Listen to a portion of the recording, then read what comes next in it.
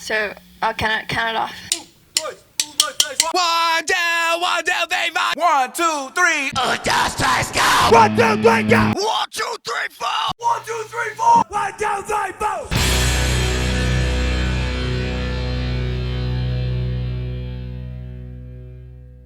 Howdy, folks. Welcome back to the Rehearsal Room. Nick here. Aaron's here. So today, would this be like an introspective kind of? I think so, yeah. I mean, certainly a deep dive look into a singular person, primarily. Of course, speaking about the person, we wouldn't be able to ignore the work that he's been a part of. Aaron, do you want to kind of give a little bit of background on who this is going to be? Well, I'm going to do a little about Max Cavalera. All right, Max. Absolutely, the one, the only, the I mean, I would say the iconic. Iconic. It's definitely a word I would use. Also, birthday wish giver to Nick Orocha. Oh, yeah. Thanks to a beautiful angel. Hey, it only comes around once a year. What can you say? But also, I mean, plethora of bands, from Nail Bomb to Soulfly, Cavalera Conspiracy, Go Ahead and Die, and I probably missed 2 or 3. Of course, the main one, Sepultura. And Sepultura being the main one, and really the one that sets it all off, and kind of certainly, what do you call it? I guess you could say solidifies who he is, and where the legend begins, and in some ways ends. Right? Yeah, some people. For some, no doubt about it, and you could also say, maybe even starts anew in other ways. Definitely, yeah. So Max Cavalera, again, famously from the band Sepultura, which is how everyone probably came to know him first, especially people in our age Certainly, range. yes. Born out of Sao Paulo. I almost kicked the microphone over. Sao Paulo, Brazil. His brother also very famously his drummer in Sepultura. That would be Igor.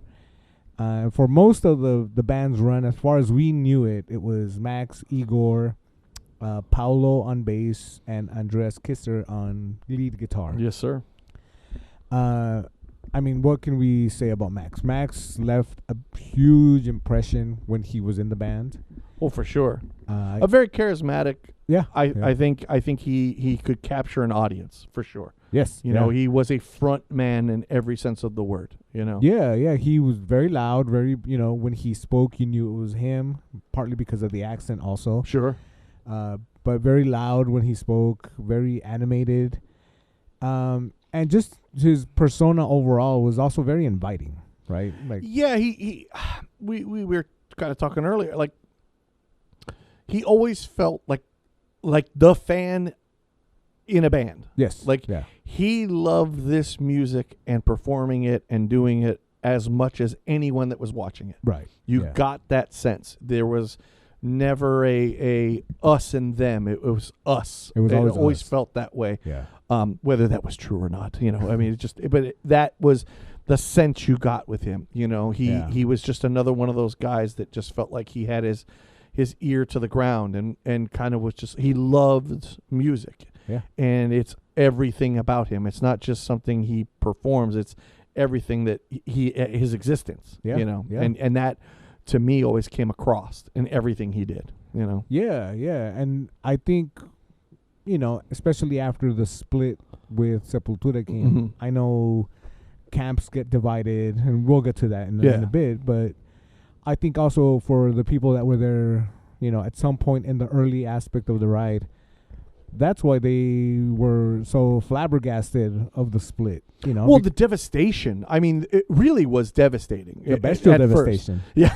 Yeah. I mean, that was my first reaction. I remember hearing is like that didn't feel like that could even be possible. Right. Yeah. If you really look at like the major bands of that time, Metallica losing Cliff obviously would have been the closest to it. Sure. But I'd be a liar to say I was even a fan or really, I mean, was it happened in like 86 or something like that? Yeah. I'm sorry, grade school wasn't exactly Ride the Lightning for me. You know what I mean? Right. So I would have been affected by it after the fact. So it was this, beyond that, like again, Randy Rhoads, while yes, you looked back on it, was sad because you could hear the albums. This happened in the moment, and it happened at a point where I think for a lot of people, it was very interesting to see where the next step was going to be. Yeah. They became in that moment one of the biggest bands in metal. Yeah. And it was like the sky's the limit for this band. I know that again, some people may have left at Chaos, and I know there's always those, but Roots really felt like this moment, and then to suddenly go, wait, it's all over. And now it's all over, and by the yeah. way, they didn't lose, and no offense to any of the guys, they're all integral members of this band, but they didn't lose Paulo. I mean, Right. nothing against him personally. It's just to say, oh, well, the bass player could be replaced. They Replaced. lose the singer. The singer singer. quits. He walks away from it. That was like, oh my God. You know what I mean? Yeah. Whatever the Beatles breaking up must have felt like to some people, I imagine, that's kind of how it felt at the time. That was McCartney walking away. Yeah, it really felt like, how could this even be? Yeah. You know what I mean? Yeah. So yeah, they go from being one of the biggest bands in metal to suddenly their lead singer walking away from it all, and it was just like, whoa. Yeah, You and know? I think another aspect of it is because we had long heard that this is the band that he started, right? Yeah, Like, I mean, ultimately the brothers. Yeah, I mean, brothers, this is their band. I mean, they started together, bring in the others, and they always felt like the catalyst of it all. You Yes, know what I yeah, mean? definitely. So yeah, to lose, and again, that's from a fan's perspective, what felt like the leader of the gang to walk away from it all was just like, whoa, well, who's gonna conduct this train? Right. Like, you know what I mean? And again, this is not to take away from the other members of the band, because, Kisser is a fucking amazing guitar player Great who guitarist. totally amped up and raised the bar for what Sepultura became. He's a big part of that. Yeah. Igor's drumming is fucking amazing. I love it. It's this just thunderous, I mean, God, it just feels like a beast behind there, the octopus, Yeah. So it isn't to take away from them. It's just to say, he's the guy in front. And when he walks away from it all, you're just like, well, then this is it, right? This Right. is all over. And for them to continue on, good on them. I don't blame them. I totally understand. But it definitely felt like, oh, how could you without yeah. Max, Yeah. Yeah. And to their credit, look, they have a very successful career since Yeah. Max. Bigger, we were saying this yeah. earlier, a bigger discography than Definitely. with Max. I don't know that they ever hit the heights. I wouldn't think so. And let's be honest too, the geography of the landscape is a lot different too. Yes, You know what I yeah. mean? So look, those, again, as I like to say, none of those guys have day jobs either. Right, So right. they're doing okay. They're doing all right. Yeah. It is, and look, they're the post Sepultura with Derek is about to do their farewell tour. They're selling out their venues. People are excited to see them.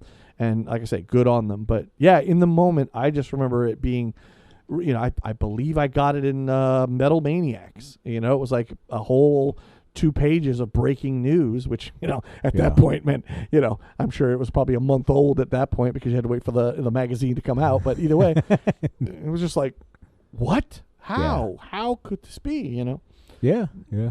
Yeah. I mean, and again, when you look at the landscape of the bands at that time, the big bands were still all together. This was the one that it was just like the closest I guess you could come, I guess, maybe Anthrax getting rid of, their lead singer. But, for their 2 fans, it was fine. Which is surprising because it does happen in other examples. The one that I know I mentioned earlier Mhm. was the Misfits. Yeah. Right? The world all over the place knows the Misfits to be Danzig's Yeah. band. But then in the mid-90s, at around the same time this is all going on, Yeah. right? Yeah, you yeah. get another let's face it, a dumbass who comes in Yeah. named Michael Graves and does the thing for a couple albums. Mhm. And this same conversation took place. Oh, for like sure. this exact same Yes. conversation. They're definitely, look, any band replacing their lead singer is always difficult. Yeah, The big time. Van Hagars, the Bon Scotts, all these things. It just, one of it is just, guitar, the front man. Most interviews were done with Max. That's who was kind of always speaking for the band. Yeah.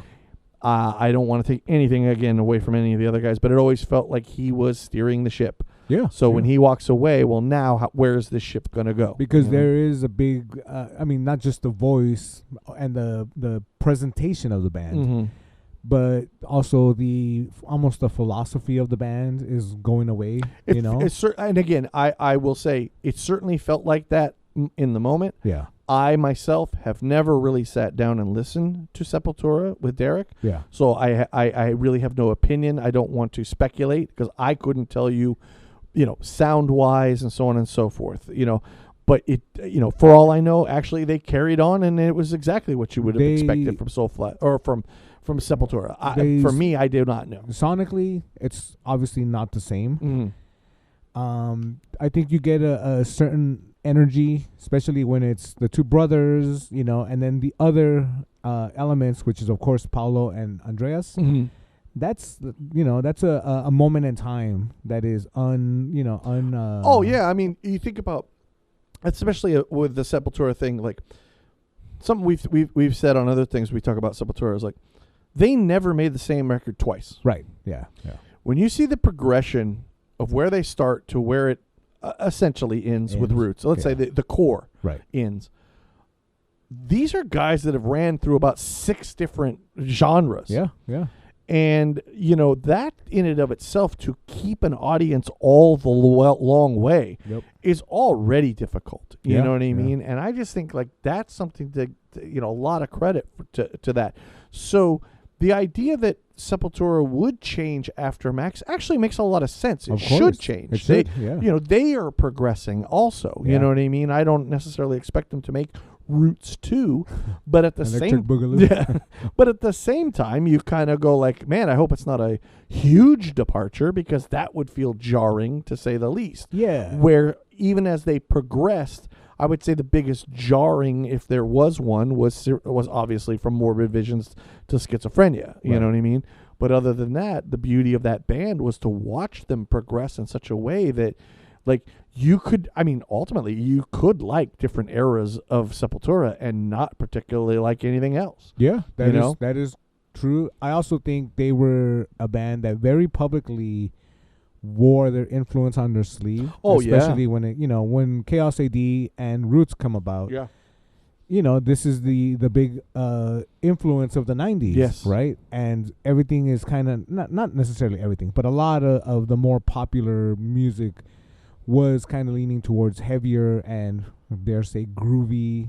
Oh yeah, groove was coming in. Look, Pantera being one of the bigger ones that were bringing it in, but you had Prong was definitely one of them. There's a lot of bands that were, it's kind of like, Pantera created new metal. Well, yes and no. I mean, you had Anthrax doing Bring the Noise. You had Biohazard. You had Downset. You had bands like that were, hardcore with a little bit of hip hop. They were New York, that sort of thing. So yes, groove was everywhere. I think if nothing else, like you said, it's just the influence. It's something he was hearing, they were hearing, and said, what if we put it into the Sepultura blender and see what comes out? Not because it's like they weren't following a trend per se, as much as going, I like where that's going. Like, it is weird that if you listen to stuff like Arise and you listen to stuff like Beneath the Remains, there are some like ambient industrial elements. Sure. There's they're more acoustic guitar. They're bringing in tribal drumming, stuff like that. Nobody accused them of jumping on some, oh man, they're trying to be Godflesh. You know what I mean? So, the groove element of it makes it more digestible. Yeah, and I also think that's what made people angry. I also think it still falls in line with what Max brought to the band, because another thing you and I have said is that he wore his influences on his sleeve. Quite literally. Right? I mean, he was, him, a lot of guys, Jeff Hanneman was another one with a guitar that had plenty of cool stickers that you were like, who was all those guys? Metal guys wearing metal shirts is nothing new. Right. But, certainly back in those days, it was like him and Phil Anselmo were competing for how can I find a shirt that nobody else is wearing? You know what I mean? From a band you haven't heard of. Right. It feels quaint now to look back and go like, whatever, he's wearing a Dark Throne shirt. And it's like, no, dude, that was a big deal. There's a lot of people who went, I don't know who that is, but Phil Anselmo's wearing it. I'll go check it out. Yeah. You know, so with Max the same, and I mean, the idea that even on their groove album they do a cover of New Model Army. Yeah, New Model Army. I mean, covered Dead Kennedys in those later times. You know, so to me, it's like, you know, their influence is wide ranging. Yeah. Like, I mean, you look at the early years of Sepultura, like when they first get together as a band, they're playing in cover bands ultimately. Yep. Him and his brother. It's not until they pick up a Venom record that they go, oh, okay, no more cover bands. Yeah. This is where we're going. And you see these early pictures that, you know, they got the bullet belts and they're wearing Discharge shirts and all this other stuff. And you're realizing, like, they're young, they want to do something crazy, and, like, they're heroes in fucking Venom. Yeah. But then they grow up, and as they're growing up, and you get into this with schizophrenia, you start to see them going, well, wait a minute. It's fun to play with the devil and yell Satan and Antichrist and all that other shit. Yeah. But in the end, I'm looking around and I'm seeing what's going on in my own country, let alone the world, and I want to put a spotlight on this. Yeah. Yeah. You know, their punk influence of politics, I imagine, influenced them to say, well, we can do the same thing with what we're doing. Yep. You know, and I think those are all those things that they are very open about. You know, for those, we can't keep politics out of metal.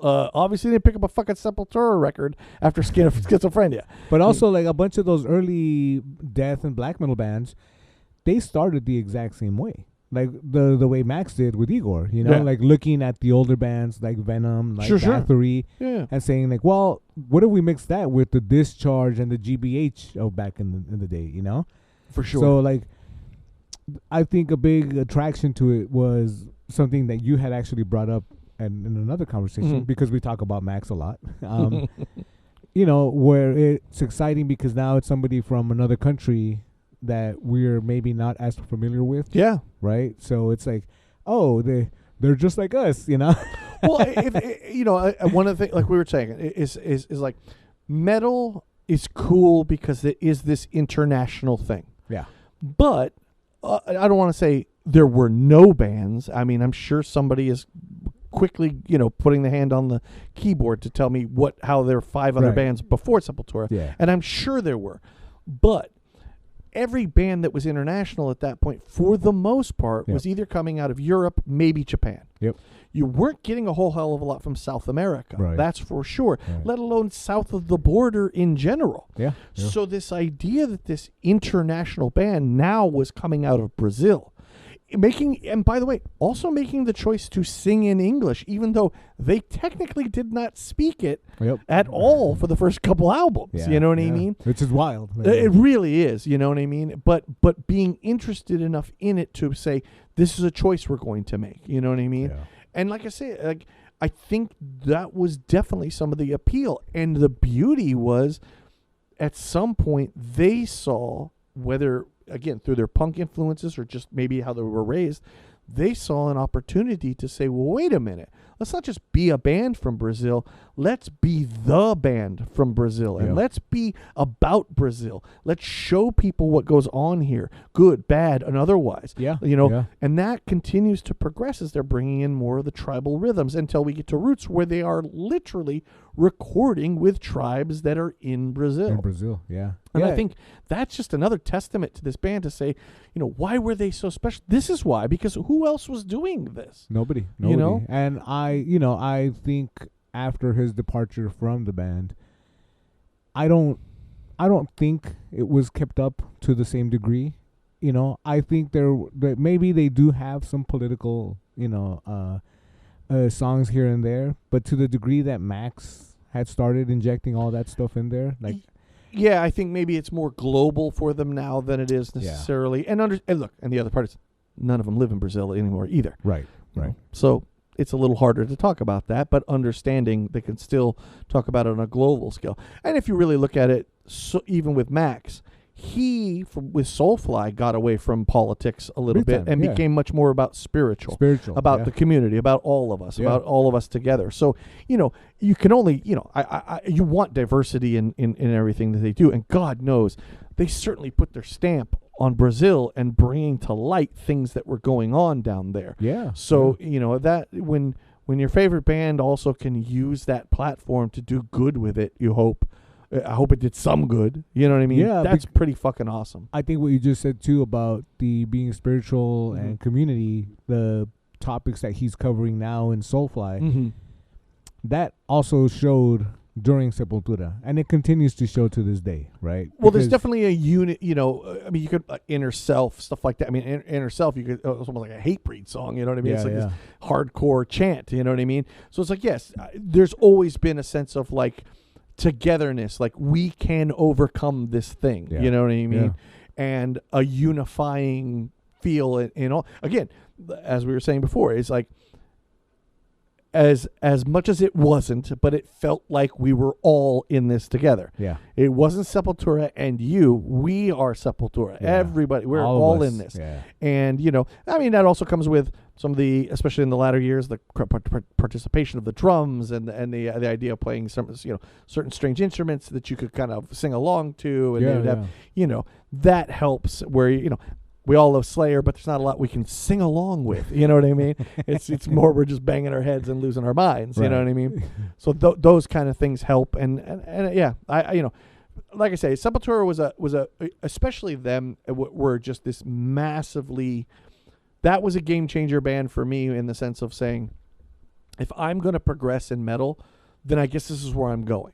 Right. Because the vocals were much different, you know. Yeah. The two that kind of came out around the same time, because I got into, you know, I won't pretend I got into Sepultura around the Chaos AD years, and that was essentially Far Beyond Driven and it was like, oh, we're going way heavier now on two of your favorite bands, so Right. Yeah. that's your next step if you want to continue. And it was like, I want to hear more of this. And then going backwards with Sepultura was amazing, because you're just like, do they even have a bad album? You know what I Yeah. mean? And it's just like that kind of thing. Like they had a major impact on my life of where it shaped where I would go, into metal. I think they were just so important in so many ways. You know what I mean? Yeah. And you know, again, not everybody was being as political. I mean, the idea of doing that video for like Refuse and Resist and stuff like that, where they are showing like, this is like, you know, again, we can refuse and resist, you know what I mean? Yeah. And It was like a punk video almost. well, and they always have a punk spirit about them. Yeah. You know what I mean? Like I say, like they could easily just sing about fucking the devil and death, and if they really wanted to, they were fine doing it. They But could they have made saw a point where they said, let's do some of this. Let's talk about what's really going on. Yeah, You know? yeah. I also think with Max, you know, that exploratory nature that let him discover all the bands and in turn introduce them to us almost deepens the affection we have for him. Oh, for sure. You know, because it's like, oh, this elder statesman of music is showing us what's good out there. And again, Right. let's not pretend. I mean, you know, like New Model Army, that was Igor's idea. Yeah, of course. He was the fan. Yeah. He's the one who brought it to the band. They recorded like 3 or 4 other covers, and he pushed to make sure that was the one That on was the the album. one. Yep. So, you know, Max isn't alone in this. You know what I Right, mean? Right. But he is one of the ones that, like, I remember with I can't remember what magazine. You know, there was a time where there was like 50 of these, you know, metal magazines. But many of them do this little shtick where they will give an artist like a blank CD with like 8 songs. You have no idea who they are. Tell us if you like it. Yeah. And I can remember he was just like, according to the interview, as you're reading it, he was just, every time a song comes, I hate it, pull out the CD, throw it away, and then he popped the Hatebreed, what is it, Death of Desire, what is it? Satisfaction. Satisfaction is Death of Desire. And he kept popping that back and go, this is better. I don't want to hear the other Right. one. You know, and at some point, like, didn't listen to the last 2 songs. He's just like, I don't care. This is fucking, I'm telling you right now, this is the next big band. You guys are fucking idiots if you're not covering this. Yeah. And just the idea that, again, he had his ear to the ground and was like, I'm hearing new shit, which at that point in his career, he really did not need to do. And a lot of these artists do not do that. They don't have their ear to the ground. Right. You Yeah. know, they're not showing up and playing with nails like I was so lucky to see. Yeah. You know what I mean? Another band that he loves a shit ton. You know what I mean? And it's just like, those kind of things do help endear you to the fans, because it Big time, feels like yeah. you're one of us. When Max took that stage with Nails to do fucking Chaos AD and Refuse and Resist, I mean, it was like, oh my, Like this is a hardcore show with like 8 bands playing. Yeah. And people were going nuts for all of them. And then Nails comes out, and man, they are tearing the place apart. People are fucking losing it. Okay, Nails puts on a fucking intense show, and it's great. And then he's like, and you felt it in the air. There was some rumor that he could be there, you know. And all of a sudden, he's just like, we're gonna bring somebody out, dude. Max hits the stage, the place fucking exploded. Yeah. Dude. And it was just like, he is grinning ear to fucking ear. All the guys in Nails are looking at him like, I can't fucking believe Max is on this stage with me right now. You know? And I think those are the kind of things that I just think like help endear you to fans in a lot of ways. And that's the thing. I think when it comes, like we've been saying, when the vocalist of a band leaves the band, and you're primarily endeared to the one person, like they're imprinted on you because you think back, especially back in those days, you heard Sepultura, you instantly thought Max. Well, again, because he was almost always the one interviewed. Yeah. I mean, I would argue the vocalist almost always makes the first impact on everybody because it's the first thing you hear a lot of times. Yeah. Most people don't play an instrument, so they're not sitting there going like, "Ooh, man, Andreas, what? Oh, he picked that chord. That's a, you don't, you know what I'm saying? Or oh, it's an interesting drum fill you got there, Igor." Yeah. So in that regard, what is hitting you first are the vocals. So attaching yourself to the vocalist, I think, is somewhat normal to some degree. You know, they call it a front man for a reason. You know what I mean? Yep. I think that there are different degrees of front man, though, also. I mean, I'd be hard-pressed to think of a band where the front man wasn't kind of the focal point of a band. Yeah, I mean, right? I would think there are situations. I know I'm having a hard time. I'm having up with a any, really hard time, you know. But like, maybe in a situation if there are more than one vocalist. Certainly, I mean, there's people who might argue, well, Tony Iommi. Okay. I mean, I hear that, though. Tony will be the first to tell you, nope. It's the 4 of us. It's when the 4 of us get in a room. Something about me and Geezer and Bill and Ozzy made a 5th member. You know, some people with Zeppelin might tell you Bonham. You know what I mean? And I could hear that argument too. But you know, most people again don't play an instrument, but they can sing along to the song. Yeah. You know, even if they can't sing, believe me.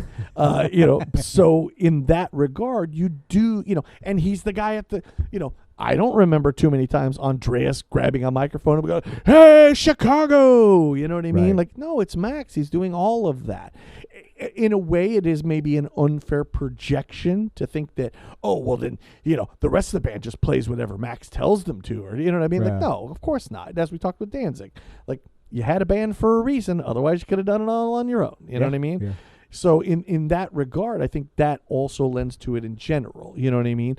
But it is not to say that he wasn't heavily influencing that band. It's not to say that he wasn't maybe driving the train sometimes. Yeah. But obviously, he ran it past the band, and they all were like, "That sounds awesome. Yes, let's do this." They had enough trust in him to lead them in the ways that he did.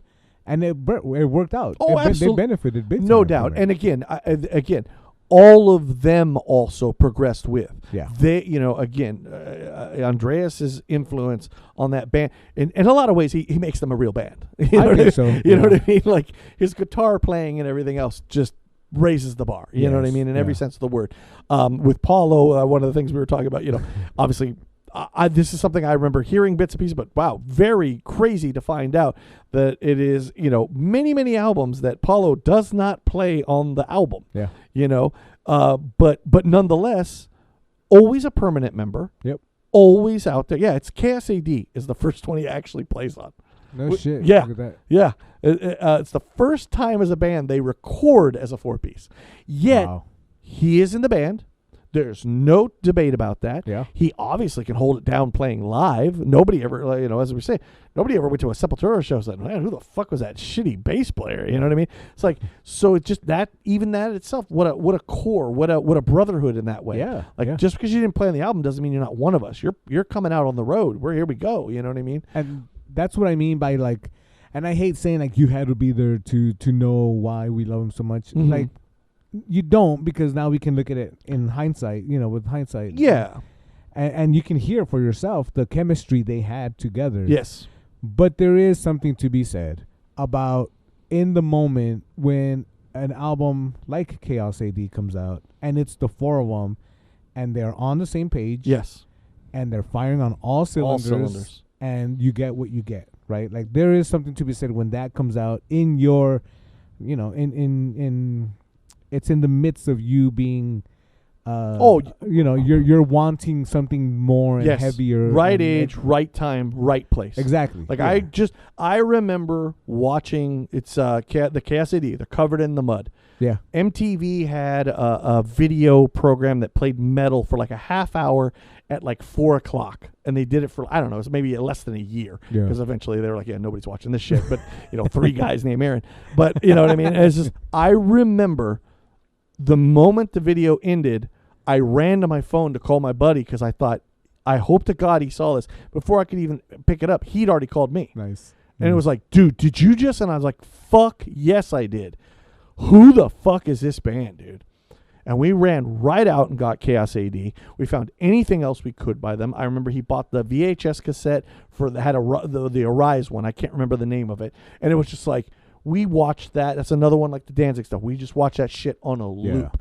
And then we went out and got Arise. We went out and got Beneath the Remains, you know. I mean, it's not the greatest memory in the world, but Beneath the Remains is what I was listening to, and my parents told me they were getting a divorce. You know what I mean? It's like, you know, it's soundtrack to my parents' divorce, if you will. You know what I mean? Their marriage was Beneath the Remains. But you know what I mean? It's like they have been a giant part of my life, and it was just like, yeah, right place, right time. And again, am I looking at it through some nostalgic eyes sometimes? Yes, absolutely. Sure, yeah. Were they childish eyes, maybe even? Absolutely. Sure. I don't deny any of that. Yeah. You know, but it's just like you're in that moment. As we talked even before, like with Danzig, like, you know, yes, at some point you could become an adult and you realize, he's kind of an asshole, but, you know, I like his music and fuck him, you know, whatever. You know what I mean? Where when I was young, it's like, he's like a superhero. Yep. You know what I mean? And it's just like, that's, I think, in some ways, I don't even know if I want to know a person who didn't at least go through some of that when you were younger, getting into this music that meant so much to you, that you didn't see them as kind of these superhumans in some way. You also, know what I mean? Back then, I think we held the entire band in regard. Oh. Maybe as much as we do Max. Absolutely. Like, obviously, No. we're talking primarily about Max right now, but, you know, back in the day when it was the four of them, it was like Sepultura. Yeah. It's the band, right? Absolutely. It's absolutely. not Max and, you know. No, and even like to learn like Sepultura, what does that mean? Yeah. You know what I mean? Well, my buddy and I found out when we went to Sam Goody to buy the music. And the guy behind the counter was like, "Oh man, what kind of music is this, bro?" And we're like, "Oh, like, you know, like kind of like heavy, like death metal-y kind of stuff." And he's like, "Bro, Sepultura, man, you know what that is, right?" And we're like, "No." We're like, "Please tell us." He's like, "Dude, it's like a funeral, like a grave, It's a man. grave, yeah. You know, my grandma, like we would have to go visit her at the Sepultura." And I'm like, "What?" You know, this guy thought he was scaring us. We're walking out, going, "They're so much cooler." You know what I mean? There was no. And by the way, again, I hate to be cliche, but there was no internet, so I didn't know how what Sepultura meant. You know what I mean? So thank God this guy told us, and then it's just like, they're so much cooler, you know? One thing, and I know we like to joke about it from time to time, but I think it is also a bigger piece of it. It's Max's vocal style. It's not just the growl, but that Portuguese accent trying to do English adds these flavors to words that you're like, well, that's not quite how you say that, but I like the way you say that. You know what I mean? When he's doing the New Model Army song, and it's like, their ears they hear, but he says their ears they ear, and you're like, well, okay, I think I get what that word is. All right, you know? I'll just go with what you say. Yeah. Inner self, not inner self, inner self. Mass hippy noses. Hypnosis, yes. And that's, this adds another flavor to it that is, by the way, in no way is he like, doing it on purpose. Right. You know what I'm saying? Right. It's just, I don't know. That's just how it came out. That's how it comes out. Yeah. Another thing that's neat about his vocal style especially is, it's something that I love about your vocals. It's something I like about a lot of people's vocals, where when I hear you talk, I can hear your vocals. Right. Yeah. And when he speaks, you go, can hear him. There it is. Yeah. Yeah. And again, it's mainly because of that Portuguese to English accent. Yep. And I think that's another thing that adds to their, again, just a spice that's thrown in that gumbo that is Sepultura that you couldn't replicate, you couldn't pretend. The reality is most bands, it's like those English bands that try to sound, American. Right. You know what I mean? Right. They're trying to get rid of that accent. They don't sterilize it. Right. Or your Green Day trying to sound like an English Like guy, British. getting rid of his British accent, being an American guy. Or Rancid trying to sound like Boston Right. and British and something else. So it's like the naturalness of it. And you do get a sense, too, and this is not to take away from any kind of talent, but Right. it definitely feels like those early days was kind of riding by the seat of your pants. Oh, yeah. Like, there are no rules. I don't know what we're supposed to do. By the Yeah. way, we don't really have any role models outside of the records that we have. Yep. There's not a burgeoning, big, huge metal scene going on in Brazil where it's like, oh, well, we've watched these last 5 bands make it. Now we know what to do. Right. Yeah. Yeah. Yeah. And that is another part that's so great about their ascendance as Sepultura. I mean, when you really think about where that band started and where they recorded from. Yeah. You know what I mean? Like reading how Scott Burns goes down for Beneath the Remains from Florida down there. He has to bring equipment like certain types of amps that they were like, whoa, where did you get that? Yeah. And it's just like, well, they're everywhere at Morris Sound Studios. You know what I mean? And they're like, holy shit, dude. Having to borrow instruments in order to record their first EP because technically they didn't have any. They didn't have any. Yeah. That's insanity. But what perseverance, what drive these, and maybe just the stupidity of youth a little bit. You know what I mean? Sure. I mean, but again, it's the thing that I've said. When you are lacking in maybe the knowledge, right, you're going to become more creative. Right? And it may actually, I mean, I think it always benefits, but it is also that thing, maybe the fact that you didn't know is the best part of it. Yeah. Because definitely. if somebody would have told you what the rules were, you might have gone, oh, well, then fuck it. Never mind. Yeah. You know what I mean? Since they didn't know what any rules were, everything was on the table. Yeah. Yeah. And And again, you talk another thing too about, influences on their sleep. I mean, Morbid Visions, yeah, we got it. Somebody picked up a Celtic Frost album. Right. Yeah, that's right. Morbid Tales. We got it. You know what I mean? One of the things I was reading, which I was like, I don't know if that's ever been confirmed, but I wouldn't put it past them. It never hit me until I read it. KSAD is essentially taken from Earth AD. I've not heard that one. I read it. I neither confirm nor deny. Yeah. It's just to say I saw it as a speculation. I thought, I wouldn't be surprised, but I don't know that it is. I mean, you did it with Morbid Visions. Yeah. Maybe you did it with Cassidy. Maybe this is his way of continuing it. It's to say, well, Earth is done. Now it's Chaos AD. You know what I mean? And it's just to say, again, these are those influences that he continues to drop into all of his, all the things that he does, let alone Sepultura. But the impact that he and Sepultura have is just, in many ways, underground-wise, it's as big as anything Metallica ever did. I would say so.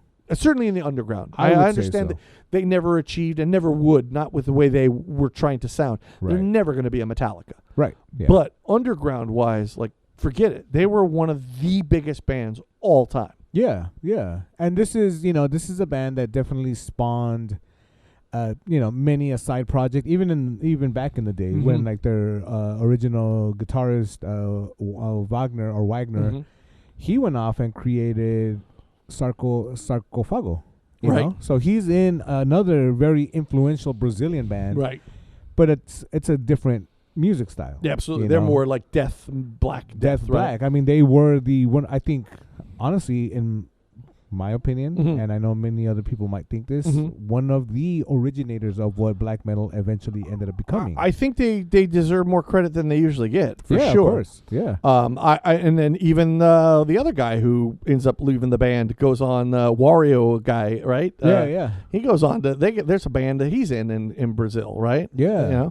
I know they're not as big. I can't think of the name now, but I mean, I was reading stuff like, the impact of like Roots. Yeah. How many Brazilian bands after that all of a sudden started going like, yes, let's get more in touch with bringing More our tribal stuff. music into our stuff. That's how, I know from the American standpoint, certainly the haters, more new metal. Right. Look, you can't.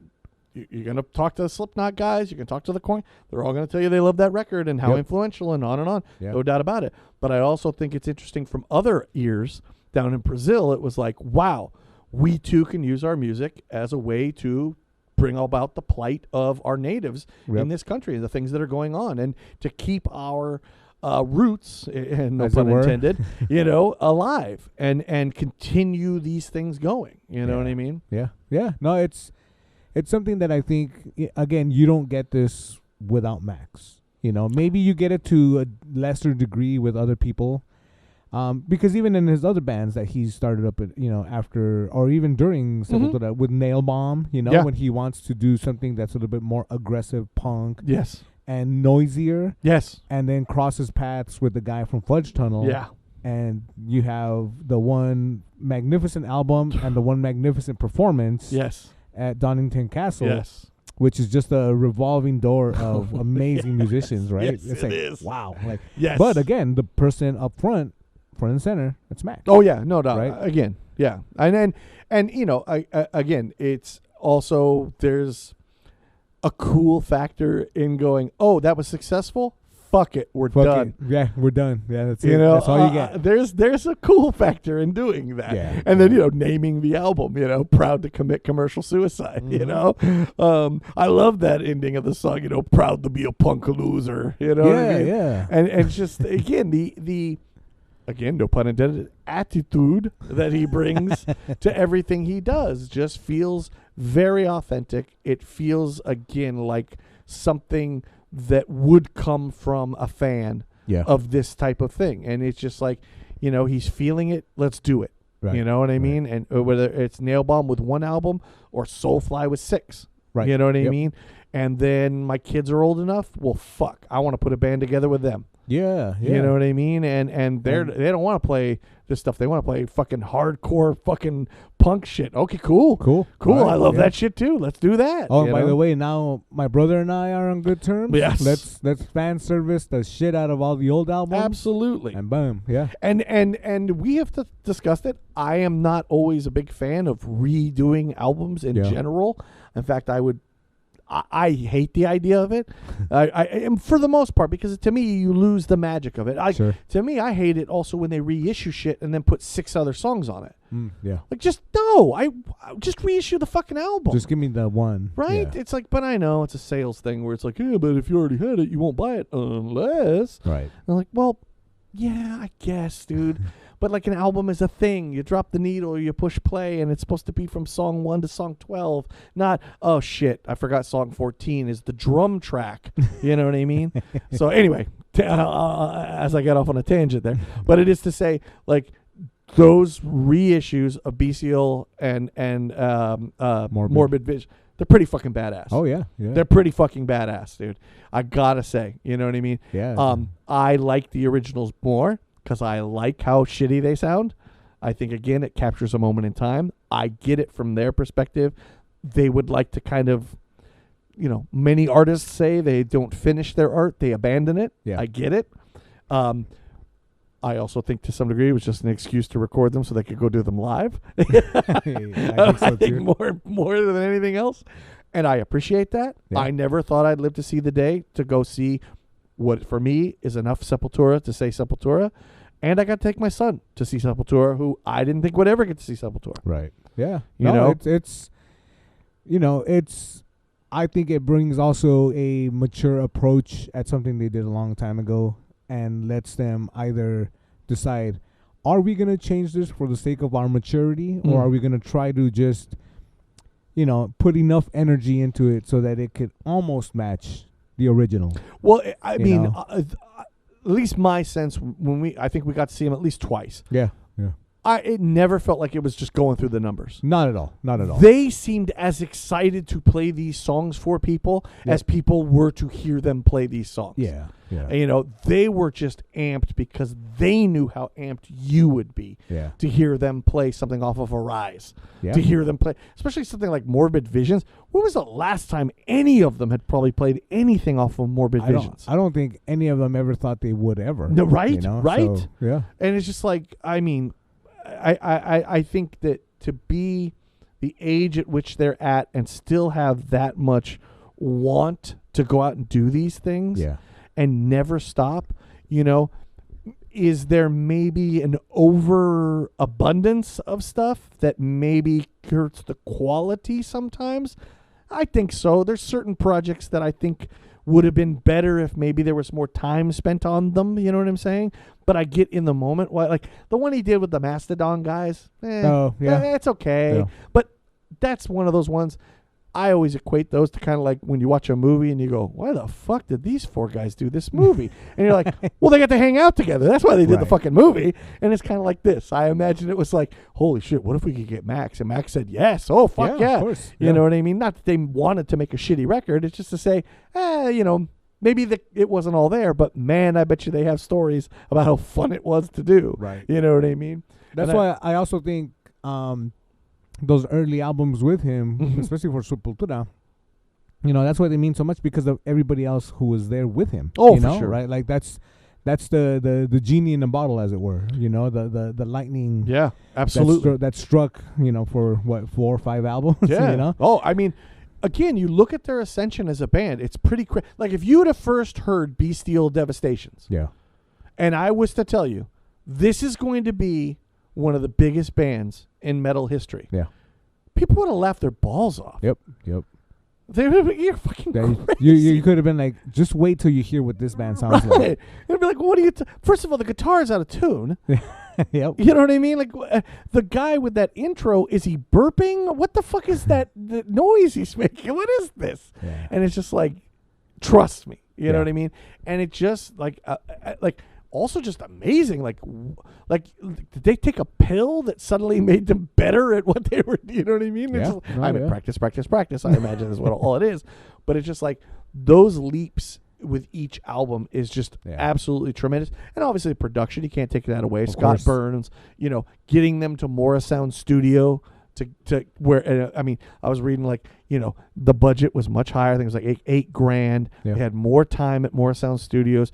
I mean, they spent like a week just playing with drum sound. Yeah. Just getting Igor's drums to sound a certain way. I mean, we get the famous reissue of Beneath the Remains with just the drum track. Yes. Right? Which, again, you hear it and it's like, goddamn, this is where they were at back then. Right.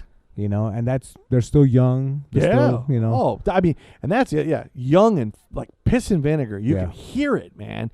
It's just like, they just like, one of the things I was reading too is like with Schizophrenia, it was like, they realized at that moment, okay, this is our chance. We must grab this brass ring. Yep. If we fuck this up, we're done. It's all over. Yeah. We cannot piss this away. Now, I will say, Schizophrenia is probably my least favorite of all their albums. It's got great tracks on it, but, and obviously history shows that it feels, unfortunately, too much like a transition record. Yeah, it is. You know what I mean? We know where you're going to go, so I forgive a lot of it. But but again, this is the beauty of Sepultura. I literally, like a weekend ago, saw one of these videos where Nick Barker, drummer, Cradle of Filth, I think he was at Dimmu the gates. Borgir. Yeah, Dimmu Borgir, Lock Up, all these great bands. A fucking impressive drummer. It's his all-time favorite album. Oh, hell yeah. He said that was the one with the Rototoms that Igor, he's like, Igor's posters on the wall. This is my hero. I finally got to meet him. Yeah. And Schizophrenia was the one. And I thought, wow, interesting. Okay. That's cool. But again, I imagine that's the one he first heard. Yes. Or the first one that maybe he went and bought himself. Yeah. You know what I mean? And people forget the impact of what that can do to making something maybe the thing that you love the most. But definitely. That record is such a transition from what they're about to become. And when they hit with fucking Beneath the Remains, it really does feel like, oh shit, like where are we, like, and then all of a sudden Arise, and you're like, whoa, my God, you can't keep climbing these fucking mountains, can you? And again, I know some people with Chaos AD, if for nothing else, fine. If you don't like those records, groove and new metal, fine. Artistically though, come on, man, those are great. I mean, just on the merit of the fact that the lyrics are very meaningful, very thought-provoking. Yes. To have the music, again, be as heavy as it is. Yes. In a time when music, especially popular music, didn't want to become all that heavy. Certainly not in that way. I mean, 90s, we're talking, look, they're competing with well, just grunge at this point. exactly. You know what I mean? Right. So, yeah. you know, you're supposed to have feelings and mope and and I'm not against any of that. Don't get me wrong. Sure. You know, but here these guys being super political, aggressive, and in your face. Yeah. You know. Yeah. And I get it please. too that there are other bands that might even be more political. Oh, you know, of course. I mean, that's always going to be the case. Yes. But like when a band like Sepultura does it, and you know that comes in the package of like heavy riffs, yes, amazing drumming, yes, this dude that's gonna bark all the lyrics at you, yes, and also look like he means everything that he's talking about. Yeah. You know, I mean, it's a good package. Oh, right? they were, and again, as a band, they were the full package. Yeah, in definitely. every sense. I mean, they, you know, you go back and look at some of the old, you know, like not only was their music style changing, but they were changing their look. You know, when they're doing more of the kind of death thrash that you get with, like, you know, Beneath the Remains, they're wearing the Vans, they're wearing, you know, the tight jeans, you know, they're wearing all the stuff that the thrash guys would wear. Yeah. Big tongue shoes, yep. you know, high tops and stuff. High tops, you know, and as it progresses, they also, you know, again, not following a trend, but hearing what's going on and then processing it through the Sepultura blender. Yeah, I mean, that's to me, that's the thing. There's a difference between just, you know, and I hate to pick on them to a degree, but it's like, you know, Load and Reload is not them going like, well, what if Metallica sounded like? No, they want to, but we're going to pick a new sound. Yeah. You know, Sepultura was, to me at least, what I heard was them going like, I like this thing, let's throw it in the stew. Let's add it. But never take away necessarily. Right. I know people say, oh, they're slowed down. Okay, but slowing down, yes. But, you know, that to me, and again, as someone who went backwards. Yeah. It took me a long time, and some of it is just, I don't know music that well, to really hear that it was drastically different between Arise and Chaos AD. There's a difference. Of course there's a difference. Sure. But this idea that it was this shocking, like, I don't know. I know what you're saying. Load and Reload and Black Album were far more of a whoa. Yeah. Than I feel like Chaos AD was. You know, I think there were tiny elements that were changed from Arise and Chaos. Oh, surely. You know, but it wasn't so many that you were like, well, who the fuck is this now? I guess right? of anything, like, you know, you definitely were like, are we sure this is Sepultura? Right. You know what I mean? Like, and that is an interesting thing, is like they are very much in a line with Metallica in a lot of ways too, where it is like, Metallica, you could give them credit to some degree. They didn't really make the same album twice for a long time. That's true. They became this giant band that was in a sea of other bands that it could have been any of them, but somehow it was Metallica. You know, they too have a lot of, oh man, I don't know if I like these guys anymore. It's like, oh, just wait, because they're about to do some other stuff that you're probably going to hate more. Yep. You know what I mean? But what I love about, even though most of what Metallica's done I do not like, but what I'll give them credit for is they were always willing to try. They didn't want to rest on their laurels, whatever that was. You know what I mean? And in that regard, I mean, it's just like I said, if you don't like KSAD and Roots, I can understand. That's fine. I'm not here to win you over. I don't care if you like them or not. I love them, but I just think artistically, sonically, like, wow. Way to go. They didn't try to just repeat it. Factor in, again, what we've been saying about all the people involved at the time, you know, they were involved. Factor in that even though the band continued, and this is something I mentioned to you, they opted to keep Max's ghost hovering around the band.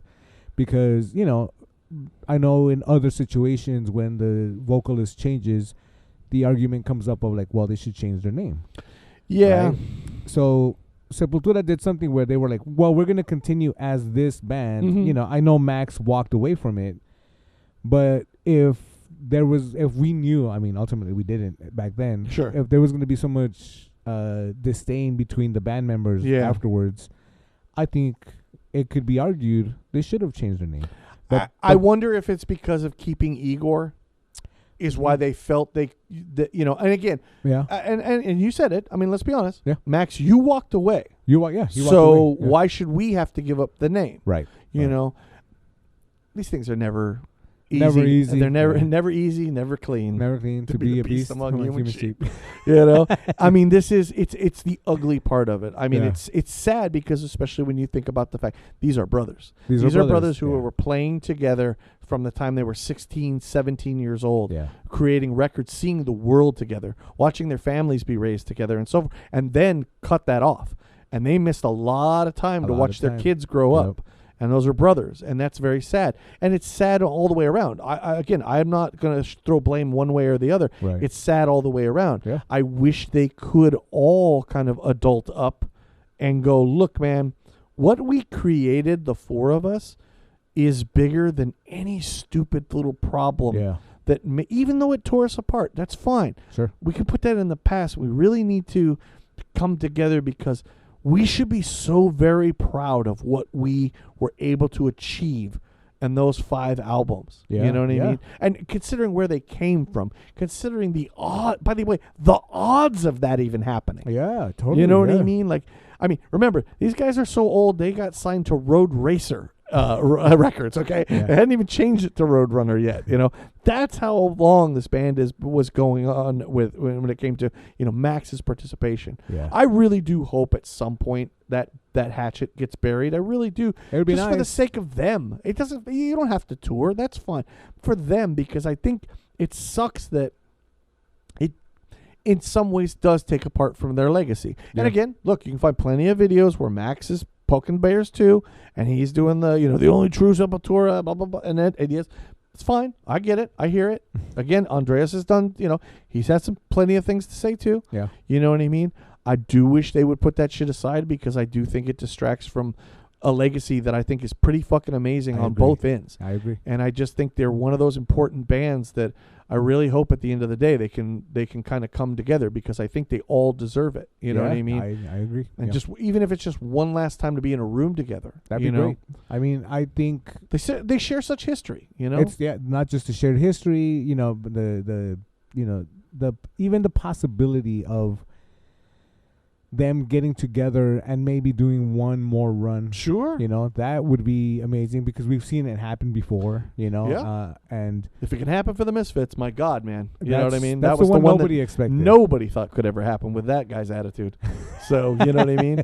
Yeah, I'm with you. Again, you know, I don't even, it doesn't have to have, I mean, again, I'd be satisfied to hear that they reconciled Yeah. and you don't have to tour. That's great. You know what I mean? Because again, how much that band truly does mean to me. You know what I Sure. mean? And it's just like, I hope that does happen at some point. You know what I mean? But tremendous legacy, and you know Max's legacy also. I mean, when you look at what he's continued to create at a time in which he could very easily rest on his laurels. Yeah, just give it up and be a granddad or whatever he is. I think at this point, Yeah. like to have him still running around with all these youngsters. Yeah. You know, and you know, I get it. Maybe it might be silly to some people, but the dude means business. Like when he wants Yeah. to play music, he's gonna play music. Well, I you just know? think it's one of these things where I just go, let's be honest, he's been doing it since he's 15. What the fuck else is he gonna do? right. Yeah. Was he just suddenly go to school and become a brain surgeon? Like, are you kidding me? Like, what else? I don't know what else to do. Who is he? The guitarist of Offspring? Create his own hot sauce. Yeah. You know what I mean? It's like, and more importantly, it's like, again, this isn't like I gotta keep creating bands because I gotta pay the mortgage. Right. This is I want to keep creating bands and creating music because that's who I am. Because yeah. It's in me. I must get it out, and I believe all the members are that way. Don't get me Yeah, wrong. no, yeah. It's just to say, like, it just I think there's such an exuberance of love when it comes to music that just Definitely. emanates out of him. And every interview you see, he's just loves it, man. And look, I get it. There's 4 guys, or at least 3 for sure, that would tell you. Well, I guess at this point, 2 guys. I won't speak for Derek, but maybe there's 2 guys that aren't very fond of Max. Yeah. But man, oh man, it's hard to find anybody else who's got any bad things to say about the guy. Yeah. People are pretty fucking excited to meet him, and guys go ape shit still when they know they get to meet Max. You know, that is true. and I think that says something, because God knows if he was an asshole, we'd have known about it by now. He's got a good reputation, and in the time of the internet that we live in now, Right. when anybody's discrepancies can be found out and judged upon instantly. Absolutely. Right? Like Max comes through and granted, I'm not saying that the other guys in Sepultura now Oh, have no, all no, this, but like Max to this day is Max. Yeah, yeah. right? Like he's just a dude who plays music. Maybe people don't like his business acumen, but again, we're not here for his business. No. We're here for the music, Yes. right? So I think that holds up a lot of water when it comes to his character, Yeah. And look, let's address too what we know. Yeah. No speculation, No, yeah. just what we know when it comes to the split. Oh yeah. What we know is the band, aside from Max, was we need to find new management. Right. Max was married, for those who may not know, to Gloria, who at the time was Gloria Bronsky or something like that. Yeah. She was their manager. They got together. He marries her. She's now the manager of the band, and she is his wife. Yep.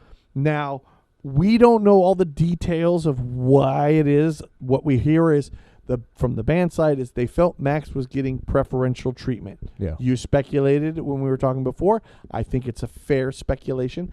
It may be kind of a double dipping of the profits, i.e. you Right. got to pay your manager. Pay the manager. The manager's going to get paid. Yep. Well, when it's also going into the same bank account as your lead singer, Yeah. it feels like somebody's getting paid more than the other three contributing members of the band. Right. That I could see that as a conflict of interest if I were in a band.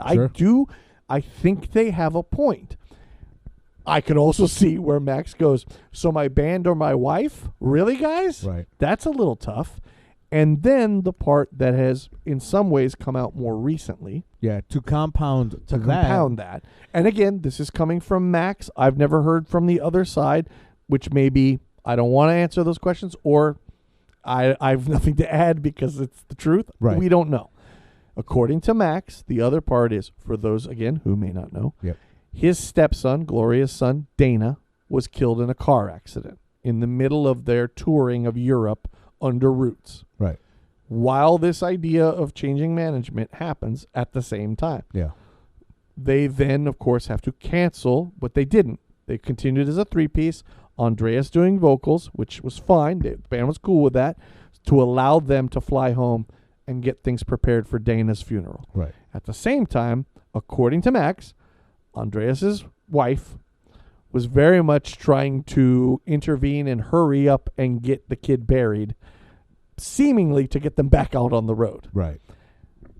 If that's in any way true, that's pretty fucking shitty. That is shitty. And that isn't, talk about putting business before a grieving mother who's lost her son, let alone the lead singer who's lost a stepson, for all indications was very close to Dana and very close. I mean, obviously he married this woman. Yeah. Those kids were his kids Were as far his as he kids, was yeah. concerned.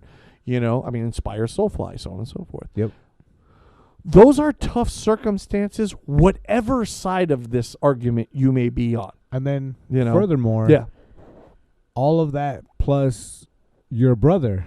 Yes, that I can't even imagine what that must have been like, because there are no indications prior to that, again, as far as we know, which Right. means very little, Yeah. that there was any animosity between them as brothers. Right. That it was a brother thing, which is also kind of a cool part of being about Sepultura too. Yep. They're brothers in this His band. brothers. Yeah. To have to stand in a room with your band and tell your brother, hey, my sister-in-law, she's gone. I need somebody else managing us. Yeah. That could not have been easy. It's a horrible position. It is. And again, this is the dirty business of music sometimes. Yeah. And when you compound all these things, and who knows, again, we have no idea. I am not here to speculate, nor am I here to throw blame in any way, shape, or form. Right. It probably, I imagine if you grabbed all of these guys and really asked them, they'd probably all say, we probably could have handled it differently. Of course. They're older. They're a little wiser. Yeah. There are probably things we could have and should have done differently. I mean, just in that scenario there's tons of emotion flying around. Oh, my God, right? yes. So to have four people who obviously are looking at things incredibly differently, Yes. and have them try to make sense of that, Yes. it's going to be impossible. It right? really is. And then, God knows the decisions you're making probably just based on emotion. Right. Maybe if Max would have sat with it for another 3 weeks, maybe he would have said, I hear you guys. You know what? Let's do this. But Yep. here he is losing his stepson. dealing with a grieving wife, a band that's pretty much saying she's out, and then I come home to try to do it, and I got somebody interfering with it, which, by the way, is probably causing problems with the wife and me anyway. Yeah. Yeah. There may have just been an emotional, you know what, go fuck yourselves. I'm out of here. Yeah. You know what I mean? If that was the case, I understand 100%. Oh, right? in that moment, I would totally understand. Yeah. You know what Yeah. I mean? And again, it's just to say, like, also remember, these 4 fucking guys have been together for a very long time, man. Yeah. And just to keep any band together, I mean, Schizophrenia is 87. Jeez. They stopped being a band in 96. That's almost 10 years. Did I do my math right? Yeah. Okay. 9. Yeah. Okay. I said almost 10. Yeah. No, you're right. I got all my fingers, so it helped.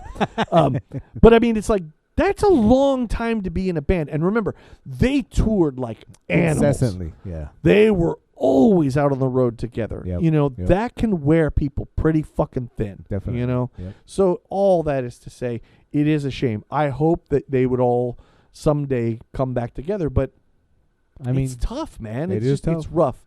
And that was the craziest of situations if you really look at it. That those confluence of things Yeah. all happening all at the same all at time. once. Yeah. Everything. You know, you do everywhere, all think at once. if one of those things had just happened, maybe this whole thing never goes away. Of course. You know what I yeah. mean? But all of it at once, like, come on, man. I defy anybody to make rational decisions in those kind of moments. You know what I mean? Same.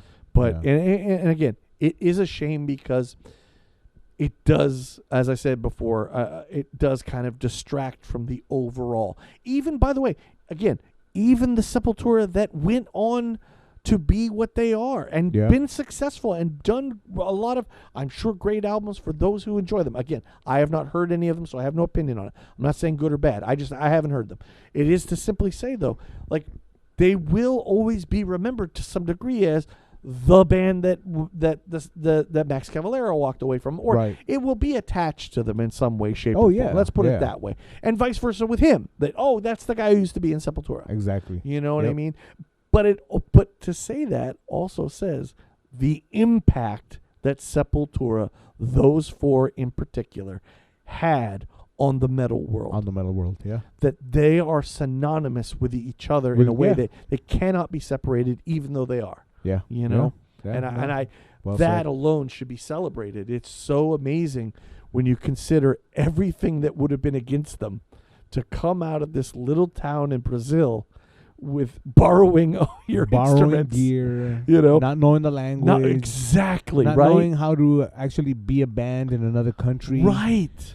You know, coming out here, and I'm assuming when you're playing these huge shows and the other bands on the bill are people that you looked up to, Oh, especially in those times. yes. Like I mean, I've told you, when I get to play a show with somebody that I admire, sure. I go ape shit. Yeah. You know, I quietly stress and anxiety myself into a stupor. Yeah. But now imagine you're them, and Yeah. they are one of the defining bands of the genre. I mean, how many of those people that they love were coming up to them going, dude, I heard Beneath. Exactly. Fucking A, exactly. bro. Yeah. This thing's amazing. Yeah. Good you job. You get those giants, those titans of music at that time coming up to you and being like, "Hey, man, great show." yeah. Night after night, and Yeah. it's like, okay. Or yeah. hey, we want you to open for us. Yeah. Yeah. You know, you're going to tour with us. I think you and I both, right? Prong, Sepultura, yeah. and Pantera at the yeah. Glen Helen Pavilion. Irvine Metals. Well, oh, yeah. Well, what an amazing show.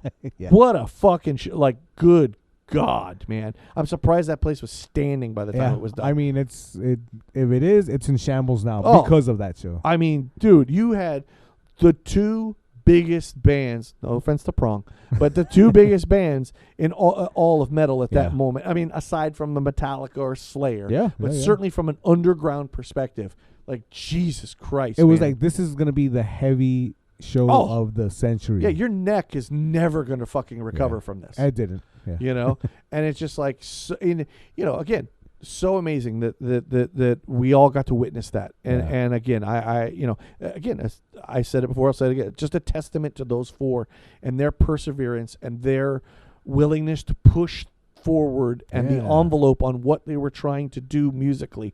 And with every album, it grew, got better, got different. and yet never lost its core of Right. what those four were trying to create together. It's just, like I said, dude, I have nothing but the utmost respect for Same. all of them, and especially for the Max years of Sepultura, because Yeah.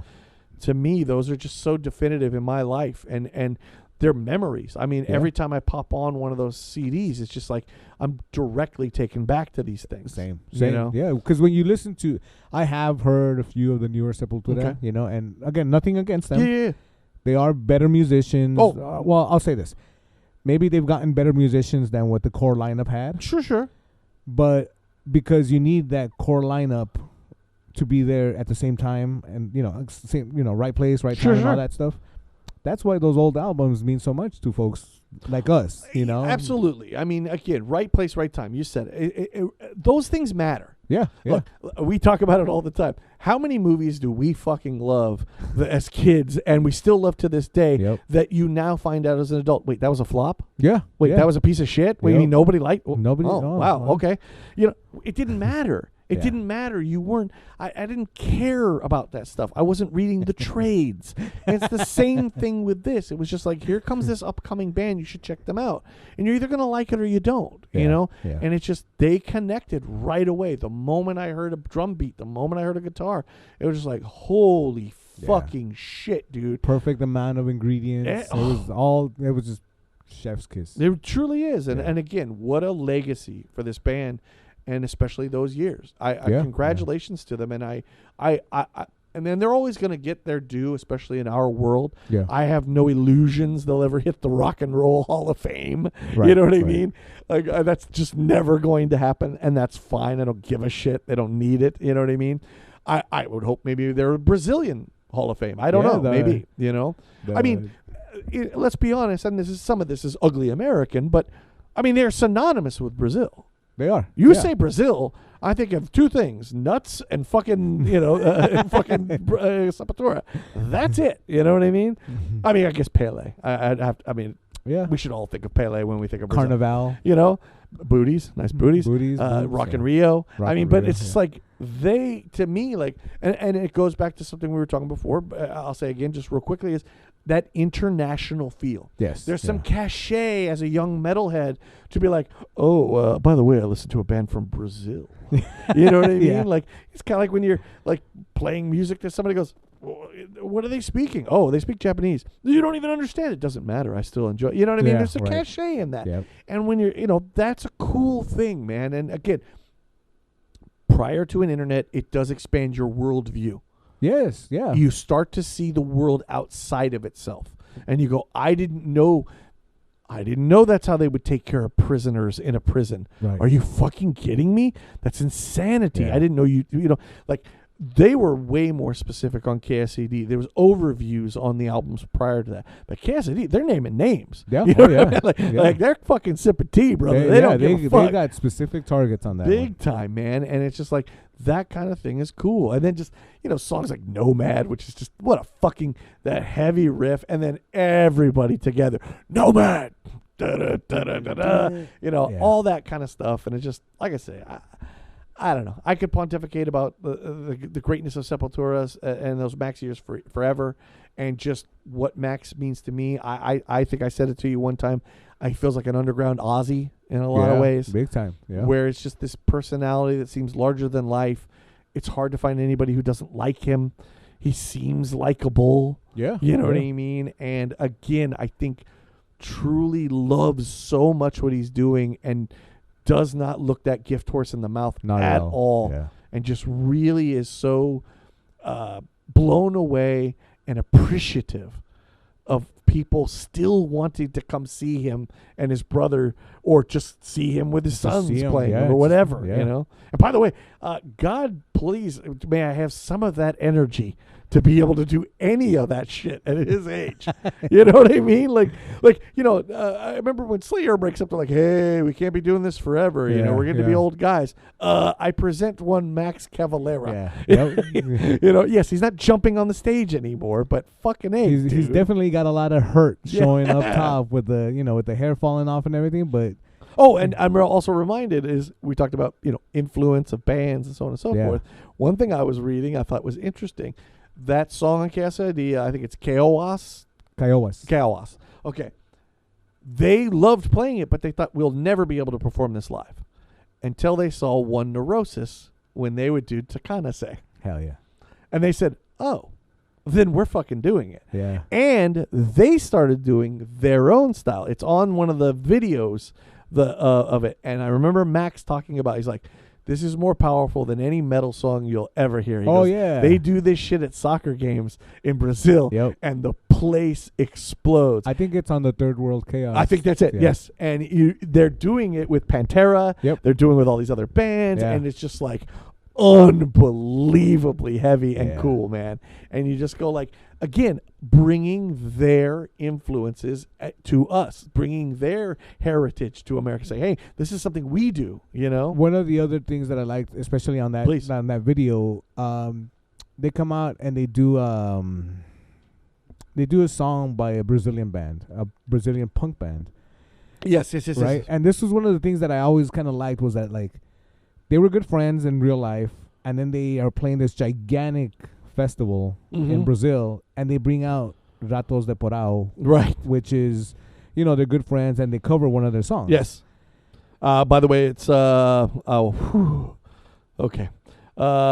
It's essentially crucifixion it's crucified by the system. There we go. Crucificado pelo sistema. There, that's exactly how I would have said it if I tried. But like, we don't know where that song is from. Policia, another one. Policia, we wouldn't have known. Yeah. I don't know where that comes from. Yeah, right. So like, when they do these songs, and you're just like, holy shit! Like, I've never seen them play that fast. And who's that big dude right there on stage with him? Yes. And he's yelling and keep holding his own with Max. Yes. And afterwards, they're like patting each other on the back, and it's like, oh, this is another band from fucking Brazil. Therefore, exposing us more, right? Using the powers for good. Yeah. Like, hey, man, if I can bring you, we can bring all of us. Yeah, exactly. I love when always bands like do that. Yeah. I always have loved that. And that's another thing I think that has helped endure him. Yes. Is this idea that it's like, again, I don't want to just, it doesn't have to just be Sepultura. Right. By the way, there are plenty of killer bands in Brazil, and I want to bring it, shed light on as many of them as I possibly can. Yeah. You know? Yeah. No, it's a hell of a legacy. The guy is going to be metal royalty. When his time unfortunately comes, there's going to be a lot of sad people who are going to be paying massive tribute. Massive tribute. Aaron to one of heavy metal's greats. Piece of sentiment. Yeah, no, I'm starting to choke up a little. It just, the guy just like cements himself in that way. It just. He exudes everything he believes in, and you see it at all times, and he is metal. Maybe the quality of his work isn't up to snuff as the Sepultura stuff. No. Which is, by the way, also, I hear that, and I agree, but it's still great. I don't know. Maybe, Rembrandt's last couple paintings weren't so hot either. Does that mean the rest of it shit? Like, come on, man. Right, Like, it's almost like, I don't know. They didn't make Dark Side of the Moon again. Like, yeah, I know. It's only one of the greatest albums of all time. Well, all that, I was just mentioning that because when his time does come for Cavalera to become a Calavera, if Sepultura, current day Sepultura, didn't have big shoes to fill, I think the world is going to find out the size of the shoes. Oh. That, not that he should be replaced. No, but I know what you mean. But where are we going to come across another personality like this? I say, that's why I say the Ozzy thing, because to me it's the same thing. When you lose that, there's a gap. There's a hole there. There is a hole. You're not going to fill it. No. You're not. Another Max isn't coming along anytime soon. Nope, enjoy it while you can, because, again, as I've said about many people in many different ways, whether I'm a fan or otherwise, like a David Bowie, where I'm not a fan, but man, I'm glad I was alive at a time when David Bowie was around. Yeah. Just because of his influence and the things he was able to do. And I feel the same way. Came to Ozzy, Max, all these guys, and just, again, tremendous talent, and you're right. Like, unfortunately not everything can be as good as a 5-album run that they did, but that's pretty. And again, maybe that's to say, I would be hard pressed to say that, again, as not hearing them, as good as any of the Sepultura post-Max is, it probably doesn't compare to the pre-Max stuff either. Right. Maybe it is a matter of they both kind of needed each other.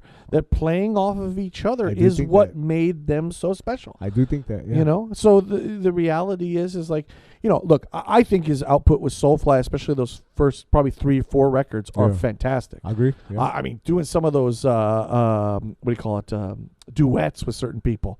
Tom Araya. Oh, dude. Yeah. I mean, him with Chino. I mean, all these.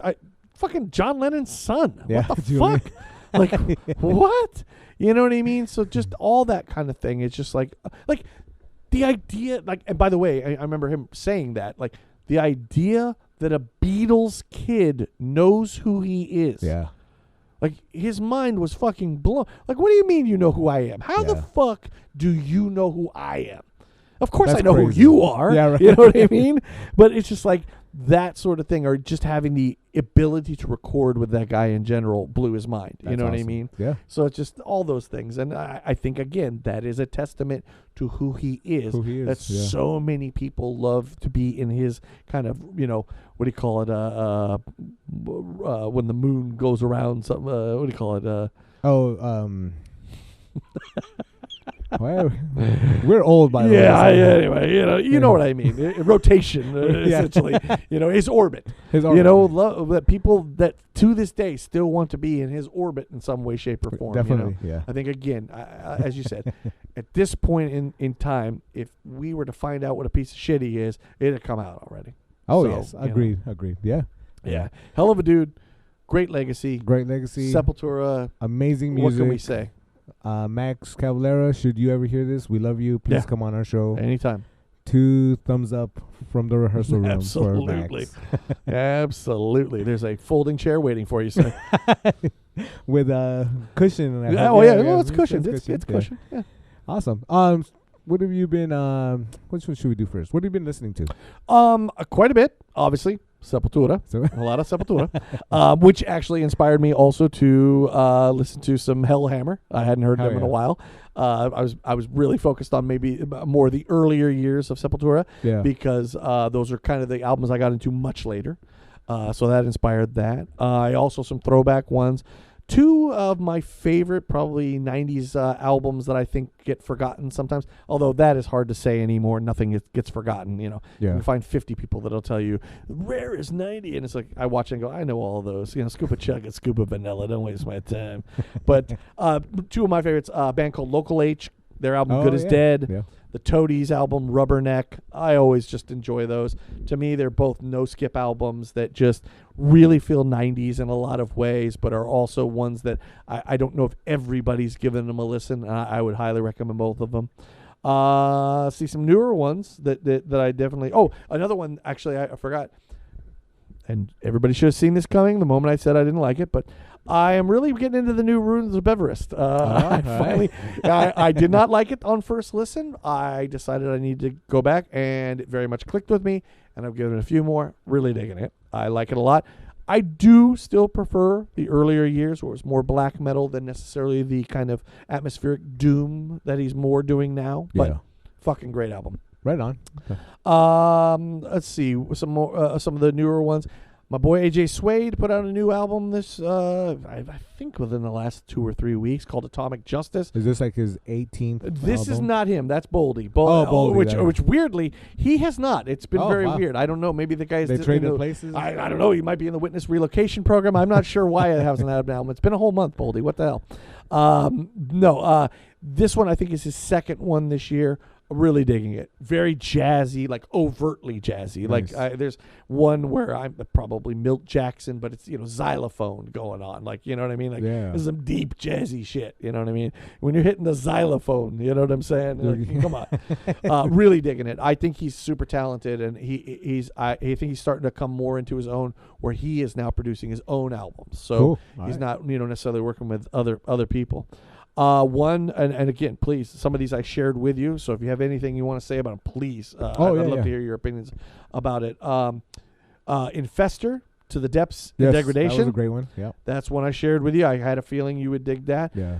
One of those ones, actually, I found it. It was your guy that introduced you to Dripping. That's right. Yeah. I came up on my YouTube and it said, the evilest, most evil death metal band of all. Okay, you got me. You hooked me with your fucking bullshit. I will say I don't find it to be that evil when you consider stuff like, Deicide and Morbid Angel, but that's fine. What I did take away from it was very good album. Hints of blackened death. Yeah. Without it being blackened death. Yeah. Like it almost points to a future. The thing that was also neat, much like the Dripping, one album and done. That's it. And 3 of the guys in the band don't even do music anymore. Right. Yeah. Just very strange that and they did it when they were very young. But cool album, one of those ones where, you tell me it's this one off and you'll never hear anything. All right, you got me, you hooked me. I'll check it out. I was pleasantly surprised. I thought it was that was a good one. Good. Yeah. I as soon as I heard it, I was like, I got to send this one to Nick because I had a feeling. Another one, Serpent Eater, Hyena. Oh yes, that's Very another good much. one. I love that kind of hardcore sludge mix of a little bit of death metal. Yeah. It just hits every fucking spot. One that I found, I think Dark Descent put it out, called Pig's Blood, Destroying the Spirit. Yep. I mean, just that one was cool, dude. I knew you were gonna dig that one. I like in that your one. face, little entombed kind of sense, Yeah, right? yeah. Right, it just, oh God, it's just unrelenting from the moment it goes. I was just like enough of that cavernous feel. Yes. For it to just sound grimy. Yes. And dirty, Yeah. But still well produced, right? Like Very you well can hear produced. everything. Yeah, But yeah. oh man, wow. Heavy as shit. Yeah. Big time. Another one called Bloodspore, Fungal Warfare Upon Oh, All yes. Life. Very, again, cavernous, kind of death Yeah. doomy, Yeah. kind of, just feels evil and dark, and love that. That'll Those get are me the, every time. Pennsylvania boys. Yes, sir. Formerly of Sagicacia. The one guy is the drummer, Fred? Fred, yes. Man, which is another fantastic band I would highly recommend. Yeah. Some other new ones that I came across that I really enjoyed was this one called Missouri Executive Order 44. Huh. So I had to, of course, look that up and be like, oh, I don't think they just, played word jumble and put it together. I don't think I heard that line in Star Wars. Yeah. and I assumed, being Missouri, this was the one that said you couldn't fuck your cousin. But no, it turns out it's actually goes against Mormonism. It tries to outlaw it. Huh. Yeah. So these guys are from Missouri, I believe Kansas City. Okay. And this album is essentially a takedown in a lot of ways of religion, and certainly organized religion. They are definitely, I would say, noisy post-hardcore. Turns out, I didn't find out till later. I thought, oh, well, that explains it. They are on the same label, and I should have wrote that down because I really wanted to promote them. The same label that just put out the compilation that Great Falls did. Oh, yeah. So I have a feeling that label does a lot of this post-hardcore-ish noise kind of stuff. Yeah. So I think I'm going to find myself going through their Bandcamp and just going down the line, seeing what more I can find. Yeah. That's cool. Just ugly, gnarly, great clips of preachers and all this other kind of stuff, and very fat. I mean, it's an album, but. Yeah. It's one of those ones you're like, it's over already? God damn. It's just like a blitz. It just hits you, man. Nice. Yeah. And the album is called Salt Sermon. That's cool. I'd highly recommend it. I thought it was fantastic. Let me see. I think the last one, actually not new, but finally got the CD of it. So I was very excited. And is the new, here we go, Volan, I think, right? Volan. Okay. Yeah. Popol Vow. Popol Vuh. The. That's what I said. Booby trap. Anyway, fucking great. I really like them, and I like their last 2 albums. I think this is their, technically, I think they put some EPs and splits, but their last 2 albums have really hit me in a big time way. What was funny is it'd been a long time since I heard the record, and I popped in the CD the first time and the car, and because it's so dense, there was like 2 songs where I was like, are there any songs? Like, I don't remember this. Like, it is one of those ones you gotta kind of like listen to it once, listen to it again, and start listening through the guitars to catch like, oh, dude, yes. Okay. It's actually in the car right now. I'm Nice. really digging it. It was nice to get a copy. Japanese press put out the CD, so you get a little obi strip with it and everything else. Yeah, that's fucking cool.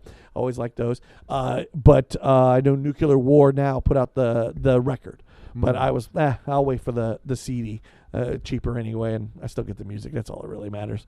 But no, that was the last thing. But yeah, going back to that was really cool to just hear that again and just be like, God damn, that's such a good record, man. And I just love how they can be, on the surface, just sound like noise, but if you really listen, they're experimenting in some really cool ways. Going on. Yeah, great band. How about yourself? Some old stuff, some new stuff. Right on. As usual, I didn't remember all the names of the albums. I found out about a band called Salomoth. Salomoth, okay. From, I think, Oregon. Is this the one you sent me? Yeah. Okay, yes. Woo! Those guys are awesome. Dude, not my thing, but it's like if Dripping actually were a little heavier on the progressive side of it than the throwing 10 pounds of shit in a 5-pound bag kind of thing. Like, wow. There were moments where you're like, where are we going to go next on this Here's thing, my dude? hot take about this. Please. Salomoth is the non-cosmic blood incantation. Dude, no. I think, yes. Yes. If that's a blurb to get people to listen, I think that's a great way to put it. I fucking loved it. Wow. Yeah, fucking heavy, just brutal when it needs to be. Yeah. You know, and like expansive when it wants to be. I mean, it's fucking awesome. And I know I came up late on this band, but I saw somebody post about it on Twitter, and I was like, what the fuck name? They misspelled shallow. No, it's Salo. S-A-L-L. Yeah, I didn't even attempt. I just Salomoth, whatever. So those guys are cool. Totalis, which is like a super group. Okay. It's got Barney from Napalm Death. Oh. Frederick from Skit System, and I think the drummer for Amoebics. Oh, wow. So it's like crust punk, grindcore super group. Is this recent? Recent. Okay. Yeah, they just put out an EP. I think it's like 6 songs. Okay.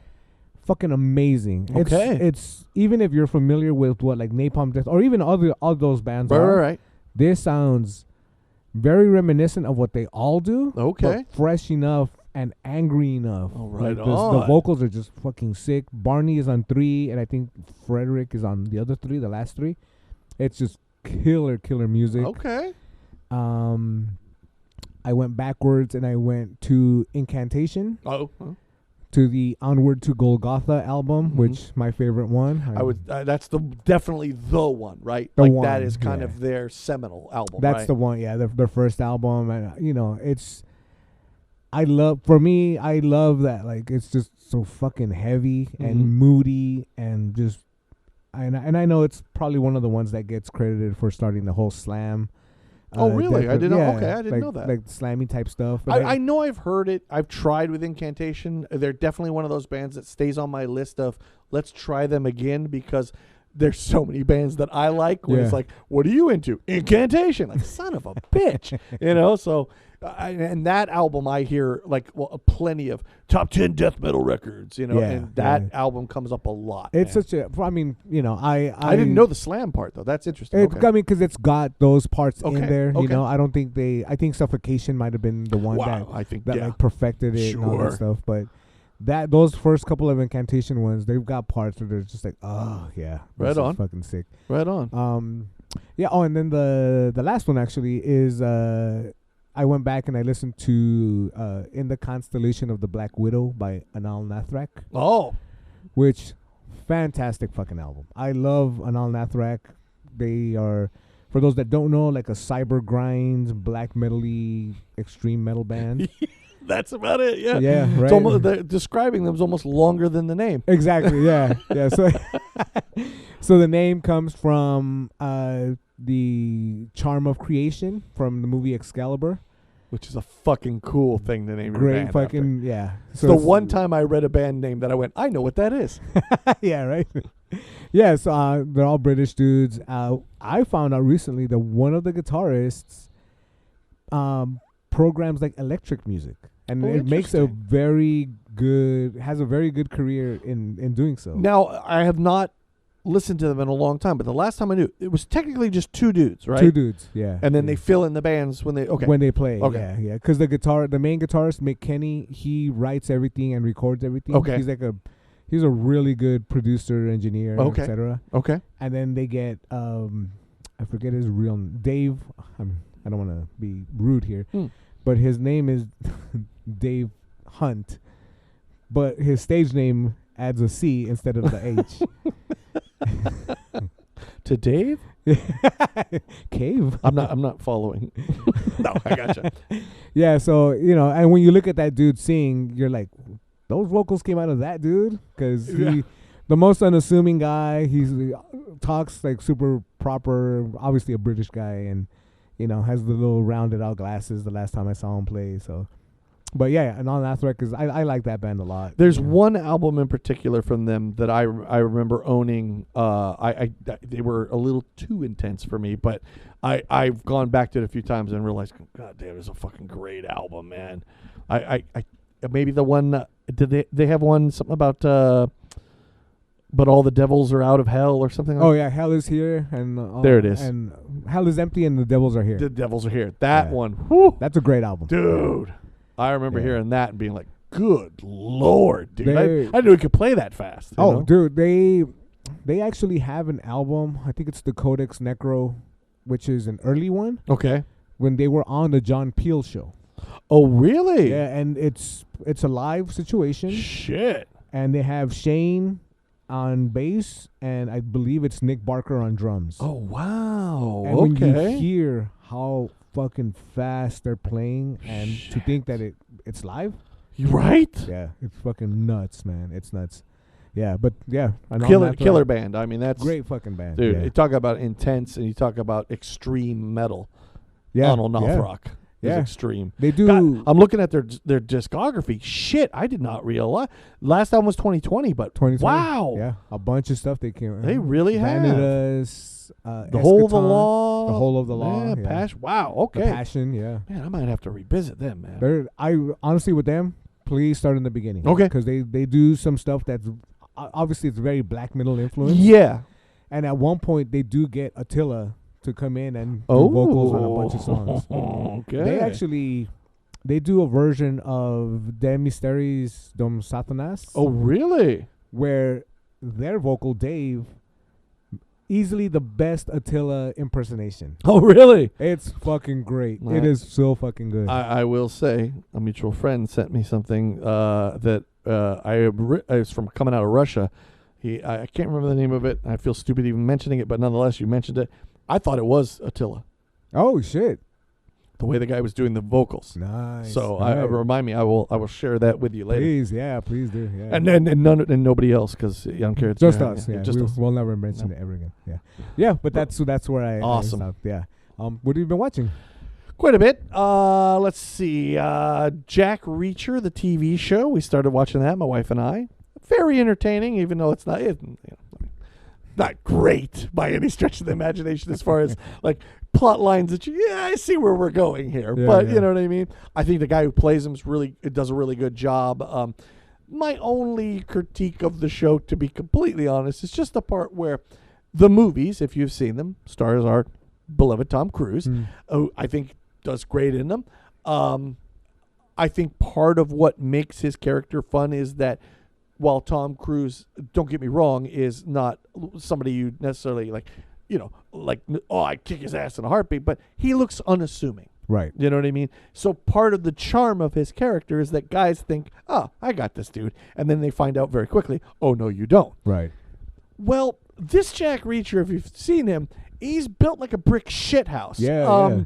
The fact that anybody goes, oh, yeah, motherfucker, are you fucking kidding me? No, you don't. You don't want to fight this guy. And yet he's never at a loss for guys that want to fight him. Yeah. Apparently that's how he's written. And like in the books, there are books on Jack yes, Reacher. in fact, this is the author of these books is actually part of the series. He does little interviews and stuff like that. He actually made an appearance in one of the episodes, which I was like, that must be the author, because they do one of those things where that felt weird. Why did you show me that guy? Oh, okay. You shoehorned that appearance. Yes. Yeah. One of the things I like about it too, the movies do this too, is the idea of like, I'm not here to be nice. Right. And like there was a scene where the girl's like, wait a minute, those exit wounds are in front. You said they came at you and shot. And he's like, they were trying to kill me. I'm not going to wait for them to turn around. I'm going to kill them first. And you're like, thank you, Jack. I agree. That's what everyone should do. We're not playing fucking, this isn't by the rules. You know what I mean? Like, you know, oh, how dare you, sir? You know what I mean? Like, this isn't a slap fight at right, dawn. we're not dueling at dawn Yeah. here, okay? They're terrorists that are trying to kill you. Kill them when you get the chance, you know? But it's super entertaining, to say the least. You know what I mean? I'm really digging it. We're already about halfway done with season 2. They bring in some people that definitely, oh, shit, okay. You know what I mean? But I think it's really well done if you like that sort of thing. Again, there's not a lot of surprises. We're in season 4, so guess what? Jack definitely lives. Yeah. You know? The other TV show that I've definitely been watching, in fact, the last time I saw your lovely wife, I was talking to her about it, was Life, Larry, and the Pursuit of Unhappiness. Oh, yes. I Okay. cannot recommend this enough. If you enjoy Seinfeld and you enjoy the Curb Your Enthusiasm, and more importantly, if you just like Larry in general, I think these are funny. They're great. It's never going to be Curb. Curb is its own thing. Seinfeld is his own thing. Right. This is just funny.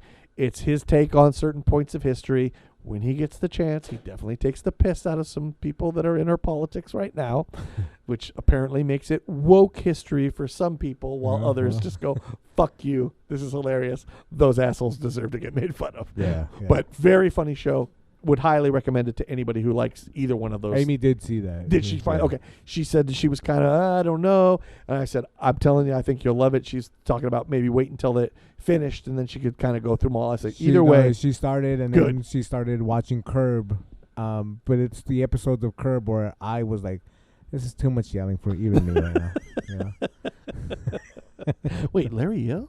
Yeah, right. But I think it's great. A fun show. Another one that's very interesting on HBO right now called The Man Must Burn. This is about Burning Man. Okay. What is interesting about it is to say, I guess this documentary group got 5 years with them. Well, certainly the way it is shown is it seemed like they started and immediately COVID hits. And it's like, uh-oh, now what do we do? Can we do Burning Man with COVID? Yeah. But more importantly, what they also do is show the history of where did Burning Man start? How did it start? What was behind it? So on and so forth. And what I am taking away, hasn't finished yet. I believe there's 2 or 3 more episodes. It's every Thursday.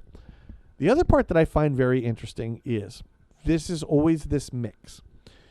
The people who start it are, for all intent and purposes, hippies. Yeah. That are looking for community. Yep. When you go to Burning Man, apparently there is no money. Everything is given to each other. In fact, you have to bring stuff to give. Yeah. And it's building a society. It's trying to show, look, we can do this with peace, love, togetherness, all this wonderful, which I think anybody would get behind. Yeah. But at some point, you do live in a capitalist society, unfortunately, or for good or for bad, that makes certain demands on what you're trying to achieve. And how do we navigate those to continue doing the thing we're trying to do as Burning Man? Yeah. In the meantime, it takes a lot of money to make Burning Man happen. It is a full-time employer of something like 60 people, even though they are technically a non-profit. Yeah. You know, one thing that was very interesting is the influx of money, because they sometimes have to shake hands with some people that I think they would rather not shake hands with, like someone who's on the board with the last name of Musk, and it's not Elon. Oh. Yes. Damn. Yeah. So the person who's running it now is the wife of the man who ostensibly started it. Technically, he started it with 5 or 6 other people. They too are part of the committee. Yeah. But she is the head of it. And of course, everybody thinks she doesn't know what she's, on and on and on. So to just see this kind of infighting in a way, but also they are trying to be this hippie community, and I believe they are. I know people like to do the hippies or people who pretend to be nice when they're really assholes. And blah, blah. I don't paint with that broad of a brush. I believe these people are trying to achieve a thing, even if it's just for that weekend, to show that we can do this as human beings. But it does take money. You got to buy permits. You got to buy all these things. Yeah. You got to buy porta potties. You can't have people just shitting out anywhere. How do we do this money and do it ethically? It's very interesting. Also, along the way, what you get are people's personal journeys with Burning Man. What is also interesting in that is to say, this is what they think Burning Man is, but each of these people Excuse me. There Sorry. he goes again. Tacos. Each of these people bring their own idea of what Burning Man is Right. to them. That's interesting to see. One of which is he's an African-American gentleman who is retired from the military. This has been his dream. And unfortunately, COVID hits, so he has to miss it. Then he gets to go the next year. He is facing some certain demons by doing some of the things that he's doing, but it's helping him. On and on. Seeing the personal journeys, seeing the overall journey of the group. Very interesting documentary in general. It just kind of, and also opening my eyes to, I'd only heard of Burning Man. I didn't know what the fuck it actually was. Yeah. You know what I mean? But unbelievable the stuff they're able to do there and the kind of communities they do. And like I said, to see their need for money but pushback on money also is very interesting how to navigate that. I'm interested to see how, I assume Burning Man's still going on, but it's interesting to see how this documentary ends while they're trying to balance all that. But it's more than one episode? Yeah. Oh, I believe the fifth one just went up Thursday. Gotcha. So Okay. I'd recommend, like I said, I enjoyed it. Movie-wise, some good, some bad. I saw the new Red Sonja. Disappointed. Yeah. I was same. disappointed. I think there's some elements that work. I think there's some elements that are really cool. I just think there was too much in the movie instead of just going forward with the Red Sonja story, you know? Yeah. What was interesting is right after it was over, it was like, we're now going to show you, you know how these things do it. Amazon was like, okay, here's the new Conan. And it was that Conan with Aquaman in it, you know? Yeah. And I was quickly reminded of, yeah, we can reboot these and still make them good, you know? Like, Yeah, come on yeah. now. So that was a bit of a disappointment. Another one that I was slightly disappointed, and I noticed our mutual friend put something up about it, and I saw how excited you were. The He-Man movie. Yes. As I said in my comment on his post, I'm not sure how to feel about it in certain ways, only because I enjoyed it for the most part. I really did. Yeah. Seeing my cartoon as a child come to life in the way that it did Right. was fucking awesome. Seeing all those characters developed in like, what is this, essentially these real people. Yeah. Fucking cool. Right. The world, the castles, all of it. I loved every bit of that. Yeah. I even kind of like the idea that, okay, he goes to, essentially Earth to hide him, and then he's got to come back and win back Eternia. Yeah. Yes, I'm all for that. The self-aware and that sometimes feeling like it's taking the piss out of something that I love is the part where I go, hey, why are you want me to watch this, don't you? Why are you making fun of it? I have an opinion about that. That kind of, those things that they do sometimes, I don't know, they kind of push back on a thing that I would otherwise fully enjoy. In Right. the end, I liked it. I thought it was really good. I thought they pulled a lot of stuff off that I thought, to be honest, the idea that Skeletor was going to have a skull head the whole time, kind of CGI'd, I thought, oh god, are they going to? I thought they pulled it off. It looked cool. You know what I mean? I love the very, spoiler alert, some of the alternate endings at the very end there. They gave you extra shit. That was fucking awesome. I'm not going to lie, man. By the way, seeing what's her name as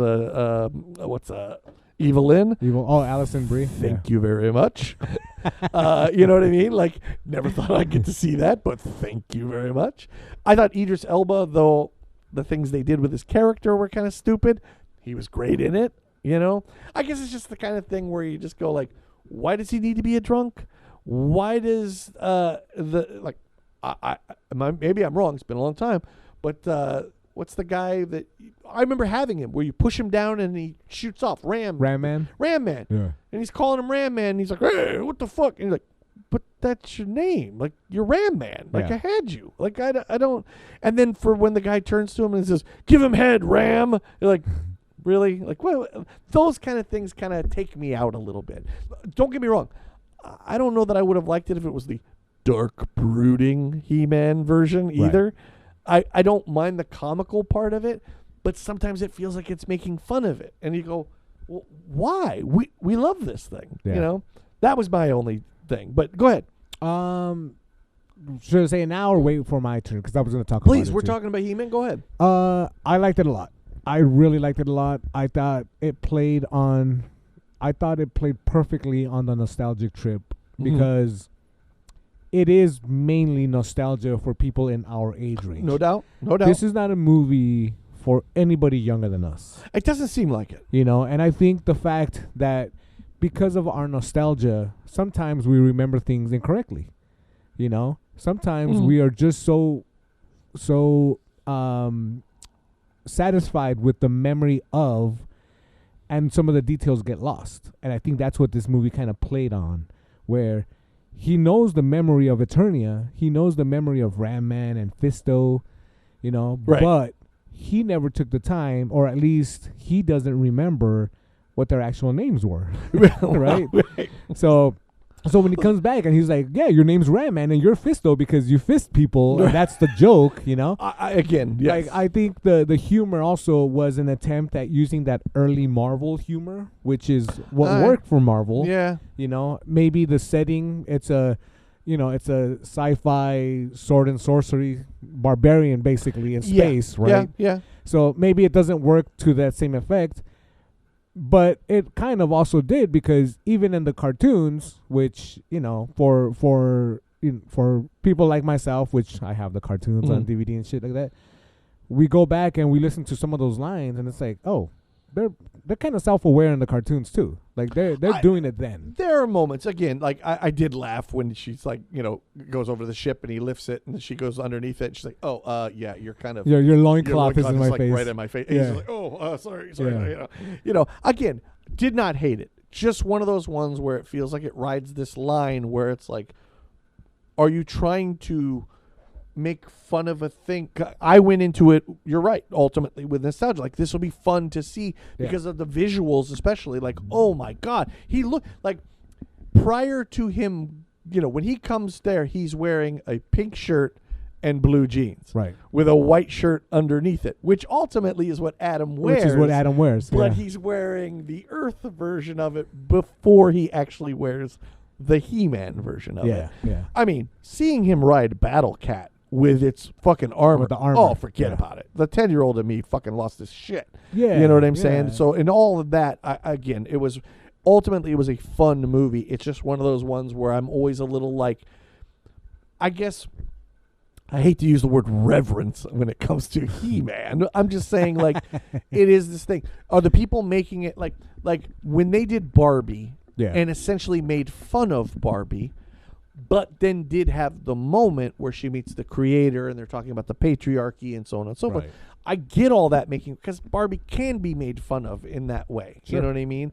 This felt like they were trying to do that, but then missed any of the serious part, I guess, is what I felt. Also, I think because there is very little seriousness. Yeah, you're right. Again, I mean, there's barbarian, sword and sandals sort of stuff. Yeah, like ultimately, He-Man in a cartoon is an extension of the toy. Like they made the cartoon because of the toy. No doubt about it. Right? I did not expect this to be a very special episode of He-Man where he learns his lesson. No, I guess, I like I said, it's a balance. I think for me, the balance wasn't totally there. But overall, I'm glad I got to see it, and I thought it was well done. And so just bringing back all those characters was so neat to see. I will say, if there was a misstep, it was not using more characters. I agree, but it's also like you get to see, like it was a little like what's his name, the one the algae guy or whatever. Mossman. Yeah, Mossman. You're like, Moss. Mossman. Oh, he's dead. Man. You're like, well. Which is also like, because when the way they kill him, that's a play on the actual toy. Because if you had the toy, and if you got him wet, that moss disappeared. No doubt. And you just had a green version of He-Man. Guy. Oh, yeah. No, seeing Man-at-Arms, seeing the dude with the head that spins, you know what I mean? All that shit. You know, with a different arm guy. Trapjaw. And I thought the fight scenes were fucking incredible. They did a great job on that. The one with Beastman. Oh, dude. That was cool. All of that was really neat. I like Trapjaw. Triclops was in there. For some reason, they included the old-looking guy from the '87 movie, the one that had the white hair, looked like a grandma, kind of a pig face. Yeah. Yes. Okay. Yeah, I didn't. I definitely was like, I don't remember that. Yeah, that's from the fucking Dolph. I'm to have Dolph Lundgren in it. Oh yes. Spoiler alert. No doubt. You know. Yes. So because what I looked at this movie was like, they're gonna push really big, like to take accountability for yourself and try to be as good a person to everybody, which they did. Sure. Yeah. You know, like Oh, they yeah. did. No. As far as it came to that, the cartoon had that. This movie had that. The '87 movie did not have that. Okay. Right. But in this one, because he kept trying, maybe almost overly preachy with like, "Hey man, you gotta, Yeah. be the team leader and everyone blah blah blah," instead of the man at arms kind of, machismo way of like, "Fuck everybody else, I'll do it for myself." Sure. Because he even says to him like, "Hey, how about we both? When you told me, if I fall, I gotta get back up and stand proud. How about we both try to do it this time together?" I knew it was going to be heavy on that, and it was. But if that was their attempt at maybe getting a younger crowd, I think it was a very soft serve of that. Yeah, again, younger, maybe if you're a kid, Yeah. maybe you get them. But yeah, I don't know. Like Again, teens aren't going to be into no, this, I can't. I don't know what they would be interested in. Yeah. You know what I mean? I mean, maybe Evil Lynn or Tila. Again, as I told my wife, these He-Men are playing a lot differently than my He-Men used to play. That's for sure. Overall, like I said, I enjoyed it. It was a fun watch. But some other ones that I very much liked. Two of them. One, I think I've spoken about it before, but I had to watch it again, and apparently I thought my wife had seen it, but apparently we watched it for the first time. A movie called Headhunters. The only person that anybody would know in it is Jamie Lannister. He's in it. Headhunters is I believe, I want to say, let's just Norwegian. Yeah. Blonde, beautiful, up in the north. Yeah. The man is a headhunter, which is he finds guys to be CEOs of companies, but he's living well beyond his means. All this is told in the beginning, so I'm not giving anything away. Yeah. Because he steals art to keep his lifestyle. He eventually sees his new mark, which is Jamie Lannister. Turns out he fucked with the wrong guy, and now he's hunting him because he knows he stole his painting. Oh, shit. And it is so much fun. It's so good. I cannot recommend it enough. It was one of those ones many, many years ago that was on some list of, movies that nobody sees and everybody should. And I remember the first time watching it, like, fuck me, this is so good, man. And it's just a crazy story. Very well done. The main character, you may recognize him. I believe he was in one of the Scorpion movies, the Scorpion King movies, I think. But he was definitely in The Martian. He played one of the guys that goes back and rescues and everything else. He's definitely in The Martian. He plays one of the scientists. Not the goofy-looking guy? He is the goofy-looking guy. Okay, yes. yeah. Very goofy-looking guy. All right, yeah. Yes. Which, he talks about it as he introduces himself. I'm so-and-so, Sven Umlaut, whatever, and I'm 5'6", and I'm living beyond my means. And he's got this supermodel woman that he's with, you know. But great story. I can't recommend it enough. The newest one I saw, and this was another one of those movies that not many people saw. You should totally check it out. Thriller, unbelievably good. I can't recommend this enough to people. The movie's called Coherence. Came out in 2012. A group of people get together, all couples. Yeah. Say eight couples, if that. 2, 4, 6, 8. Yeah, eight couples. Well, 8 people, I guess. Still got it. Yeah. Shit, I've lost fingers. Let me take my socks off. Anyway, about eight people have a dinner party on the night that a comet is coming over Earth. And weird shit starts to happen. Oh, yeah. Now there's one that is close to this called The Invitation. Yes, yeah. That's a different one. Yeah. The Invitation I would still recommend. I think is a fantastic movie. One of those slow burns that, quite frankly, doesn't pay off until the end. Right. You feel halfway through it like, what the fuck? And then the end happens and you go, oh my God. But I would recommend that one too. But this is the newest one. It's called Coherence. Neat little things about it that I was reading was, number one, day of shoot. They had no script. Wow. Most of this is improvised. They have an outline of what they wanted to do. One of the stars of the movie, by the way, you don't recognize any of these people. One of the stars of the movie is also one of the writers. So he could help steer things from time to time. Another thing I read that I thought was very interesting and how this is being played out, the director on the days of shoot would give each character like a 3x5 card about their motivation. So one couple, he would give the guy something that says, you want to leave the house. Mm. and then he would give the wife. You cannot let him leave the house. Cool. So it's very improvised. You feel like a fly on the wall. I would say another way to describe this is a thriller. Like even the guy who described it, I thought did a great job. Yeah. There are no jump scares. There's no monsters. There's no blood and guts. This is a thriller in every sense of the word. The other thing I would add to it is this is like one of the great Twilight Zone episodes you didn't know existed. That's what I had read about it. It feels like something you're like, how did Twilight Zone not do this? That's what I had read. I have not been this excited about a movie since, I guess, Operation Hail Mary, but you know what I'm saying? Since the last week. Well, I mean, to say, like, where it was just like I kept thinking about it all week because there are some layers to it. One of the things like what you were saying with Obsession, which I have not seen yet, and also with Backrooms, where the story is the story, but there's underlying currents of other things they may be tackling. Yeah. This feels like the same. They are looking into relationships. They are looking into how we treat each other and so on and so forth. I'll say no more. Okay. I believe right now it's on Amazon still. Okay. But I know, every month they change their stuff. Yeah. But please, anyone within the sound of my voice who has not seen this movie, check it out. And I would say The Invitation also whenever that comes around. But this is a really cool, you definitely are going, what the fuck is going on right now? Why is this happening? What's going on? Why did that just happen? And there are things, definitely pay attention. Okay. Because they will come up later. You won't be quizzed at the end, but they will come up later nonetheless. But that was the last thing I saw, and I cannot recommend it enough. Nice. Coherence. Check it out. All right, cool. How about yourself?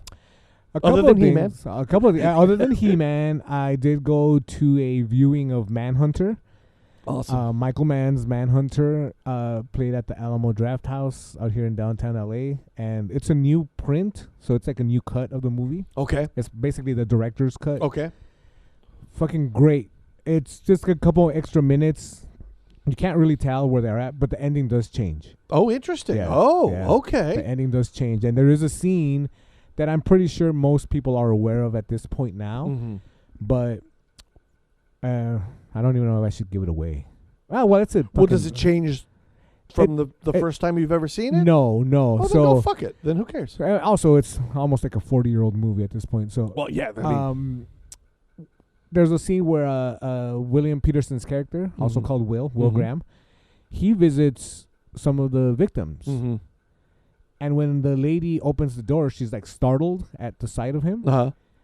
One side of his face looks like regular Will Graham. The other side looks like a maniacal killer. What the? Because if you remember, Will Graham's character has that gift. So him helping out and catching the Tooth Fairy might have caused them to slip over the edge. Oh shit! And it's kind of left, and it's kind of left like all ambiguous like that. Interesting. Yeah, it's such a good fucking ending. It's a great movie, total 80s synthy soundtrack, but it's such a good movie. Oh yeah. I definitely recommend the new version of it to people. I think it just, I don't know, it's Michael Mann has a way of making movies, obviously, and this is one of his earlier ones, too. And it's just, when there are quiet moments and just the people are talking to one another, those moments settle in nice. Like, the starkness of the quiet room and the two angry voices yelling back and forth. And for those who don't know, I mean, this is the precursor to Silence of the Lambs. Silence of the Lambs, yeah. Ultimately, Silence of the Lambs before Silence of the Lambs starts it all over again and does a bunch of... Because technically, they even do... Red Dragon is a remake. Is a remake of Manhunter, right? Yeah. And this is Brian Cox, who everyone knows for just being a badass, doing Hannibal Lecter with a very different take from Anthony Hopkins. But I like Brian Cox because it seems almost more like smarmy, like this dude really knows he's smarter than us. He's much more assertive. Where the thing that freaks you out about Anthony Hopkins is how slow and sinister he feels. Yes, exactly. Yeah. Where this guy feels like he's in charge from the moment you walk in. Where you feel like, oh, I might be able. He lets you, Hannibal Lecter with what's his name, Silence of the Lambs, allows you to think you might get over on him. Yes. Only to show you never will. Yeah. So Manhunter was great. We for some reason we just wanted to watch Fight Club, so we watched that. Do you need a reason? I mean, it's a great movie. It's also, so good. Another one of those too. I will say, Yeah. I was existing in a world I did not know that was a controversial movie.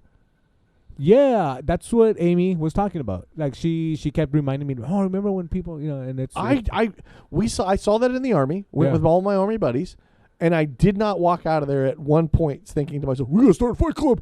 We gotta be men. You know what I mean? Like the idea that it's a take on toxic masculinity. Yeah. I felt like I got that. Yeah. I felt like I came through. Maybe not 100%. Right. You know what I mean? As much as I understand it now. Yeah, But I did not remember. And ultimately a flop. It flop. did not do Yeah. well. Yep. Like Yep. I just thought. I remember walking out of there, and like I said, with all my Army buddies, and we were all just like, I think we just saw the greatest movie we've ever seen in our lives, dude. You know what I mean? So it was just really weird to find out like all that stuff afterwards. Yeah, that's Great a good movie, one. though. That's a great movie. I think probably one of the few movies I really like Helena Bonham Carter's acting in. Oh, really? Yeah, for some reason I'm not a big fan of her. I'd be lying if I said I mean, Corpse Bride's very big in my house. Yeah. But yeah, I like her. I think I think what's interesting to me is she can do that, and then she can do the King's Speech. Oh, definitely. And yeah. you just go like, yeah, that all makes sense. You know what I mean? You're just like, how is that even possible? Yeah, You know? yeah. And it's such a movie too that is so the theories, the deep that you can get Yep, into it if yep. you really want to. Yeah. You know, I mean, it's fucking insane. It's well written. It's a Oh. well made movie. Yeah, and people are, oh, it's not like the book. Okay, but That once again, it pays not to read. I wouldn't have known anyway. another one that we watched was The Long Walk. Oh, how did you like that? Fucking great. Right? I love. I this thought it was movie. really good. Fucking Amy. As soon as we finished it, Amy was like, "I'm never watching that again." I didn't. I gotta say, the ending was a little Hokey. no, just kind of lackluster. Okay. You know what I mean? Like I think I enjoyed everything up to that point even more. Agree. So it was kind of a letdown, the Yeah, ending. yeah. But man, everybody in it I thought was really good. It was Yeah. a very interesting way of looking at like what would, again, as I said, I do like movies sometimes where you get to go, well, what would I do? Right. You know what I mean? right. And the answer to that is shit myself and die. Yeah. But I thought it was really. But by the way, only because you brought it up. Since you brought it up, as you know, the guy in that movie now is the new Black Panther. That's right. That's right. Which is awesome. I Yep. think he was great in that. I thought he was fantastic in Alien Romulus. Oh, Congratulations that's to right. him. Yeah. But yeah, I like the interaction of all the boys feels so Stephen King-ish. yes. Yeah. You very know? much so. Yeah. I mean, it is obviously somewhat of a take on like kind of a 1984 Fahrenheit 9/11 kind of thing. You know what I mean? Yep. Or not 9/11, sorry. Right? That's the doc. 451. 451. Yeah. Thank you. Where it's that kind of, after a thing, now there's this totalitarian in charge. Certain books are outlawed. Yeah. So, he's definitely taking from that. But yeah, I enjoyed it. I It thought was, it was it good. was it was awesome movie. It is very heavy. Yes. But you're right. The ending is kind of like Which I heard is changed from the book. very much so. Okay. Yes. There's a lot of stuff actually because I did go back and look at some of the details. Okay. Some of the way the characters are kind of developed. Yeah. Even some of the indigenous characters Mhm. that are in there, they're not that particular nation, which Okay. makes sense because Stephen King, of course, favors his section of the world. Well, yeah, I mean, Um, I even heard that they're in the book. I believe the two main characters may even have a bit of relationship yes. kind Yeah. of going, Yep, right? yep. Which is interesting to think about when Stephen King was writing this to add that Yep. in yep, general. 'cause Also cool to see Mark Hamill. Always, Mark always, Hamill, always, hey, always nice to see him. I at first did not recognize his Oh, voice. really? I was like, who the hell is this fucking overacting dude? And then Amy looked it up and she's like, you're never going to guess it. I'm just going to tell you. She told me and I'm like, what the fuck? I don't want to have to force you to look it Yeah, up. yeah. No, I But thought if you it was don't- cool to always see him. She was like, if you get it wrong, maybe the joke is on you. But yeah, that was a great movie. Yeah. We watched Sheep Detectives. I let the wife watch that one. I was like, I'm going to good. tell you this, man. I don't think I fucking cried at a movie about sheep as much as I did with this one. The wife loved it. She fucking loved it. We I loved was it. just like, I'm gonna take a nap. It's all yours. No, man, we fucking loved it. It's got a cool story. Obviously, Hugh Jackman is Yes. in it. A bunch Tons of of voices. tons right? of voices. Yeah, tons of people that was just like, is that, and For those who don't know, he is a sheep herder who reads them stories, mystery novels, and then either disappears and they're worried because they won't get the end of the mystery, but then go to try to solve what happened Well, to the I sheep mean, herder, right? I'll spoil it. Please, Spoiler please. alert. He gets killed. Is he killed? Okay, Yeah, he gets okay. killed, I couldn't- and his brightest of sheep takes it upon herself to solve the mystery. Yes, And- as one would do. as one, obviously. as one is ought to do, right? They help the local police, which is like a super young guy, a I believe bumbling he's guy. the tall guy from that movie about the rich people on HBO, the show Succession. Oh shit! I think Okay, I think he's the cousin from Succession. gotcha. Yeah. Nice. No, yeah. there's a ton of people. In Ton it that of you're fucking definitely people, Like, wow. yeah. Okay. Yeah, and it's the way it plays out, even the way the mystery is developed in that one. I was like, wow, this is cool. Like All right. I could see this being like a, not to diminish it any, but like an easy introduction into like an Agatha Christie type of story. That's kind of what it felt like. Was like, as silly as this premise is, like they're really doing like a Knives Out. It is. You know yeah, what I mean? It is. Only yeah. it's fucking talking sheep. Talking sheep. Yeah. Yeah, it's all. I liked it. The It wife, was- like I said, the wife loved it. Tara thought it was fantastic. It was everything she wanted to see. Yeah. So And then the last thing that we started watching was on Apple TV. okay. It is a series called Cape Fear. Oh, they made it a series. I thought it was going to be a movie. Okay, but go Oh ahead. my God! This is firstly Javier Bardem as Max Cady. Yep. The other people, honestly, I don't even care who they are because I'm all about the Javier. He fucking owns every scene he's in. Okay. We're only like on the third episode. right now. Oh, okay. It is so goddamn good. They do change a lot of it. There is a lot of Scorsese's handiwork all over it because he's one of the executive I was producers. going to say, right? And it is based on his version of the movie. His version of, okay. Yeah, but it is in modern times. So they have cell phones and everything. Right on. And then the way that they introduce Max Cady is very clever. Like the way he comes back out Right of on. prison. Right on. He hasn't caused as much trouble as he will in the movies. I gotcha. But he's at a point now where he's come back, made himself, present to the lawyer couple, Okay. and that's where the third episode kind of leaves off. It's And so funny because I've been seeing the advertise for this, and then I was watching, and I'm sure I didn't look at the date, but it was movies that would never be made now, and one of them was Cape Fear, and I thought, well, that's this hasn't interesting. aged very well, has That it? is Because very they're making it interesting. now. Yeah. Now, granted, we'll see. Please let me know because Yeah. I'm never going to see Apple TV, but there are things in Cape Fear. One in particular scene with him and what's her name from the girlfriend. Natural Born Killers. Yeah, yeah. Oh no. Oh yeah, no, yeah. I'm gonna be saying they're probably not gonna do that I scene. don't know if they're going to. I'd be because- interested to know because because there that's are- the scene many people point at where you go, yeah. Well, because also I believe she wasn't quite 18 when Right. they did that scene. Right. So I don't. Obviously there is a young daughter and, Yes. and a son in this movie. Okay. I don't. I'm We just- haven't gotten to that point. Yeah, but no. I know that this series is already kind of doing things, the really graphic stuff. Okay, because that's the thing, right? I mean, like especially Scorsese's version, there's some scenes in it where you're like, good God.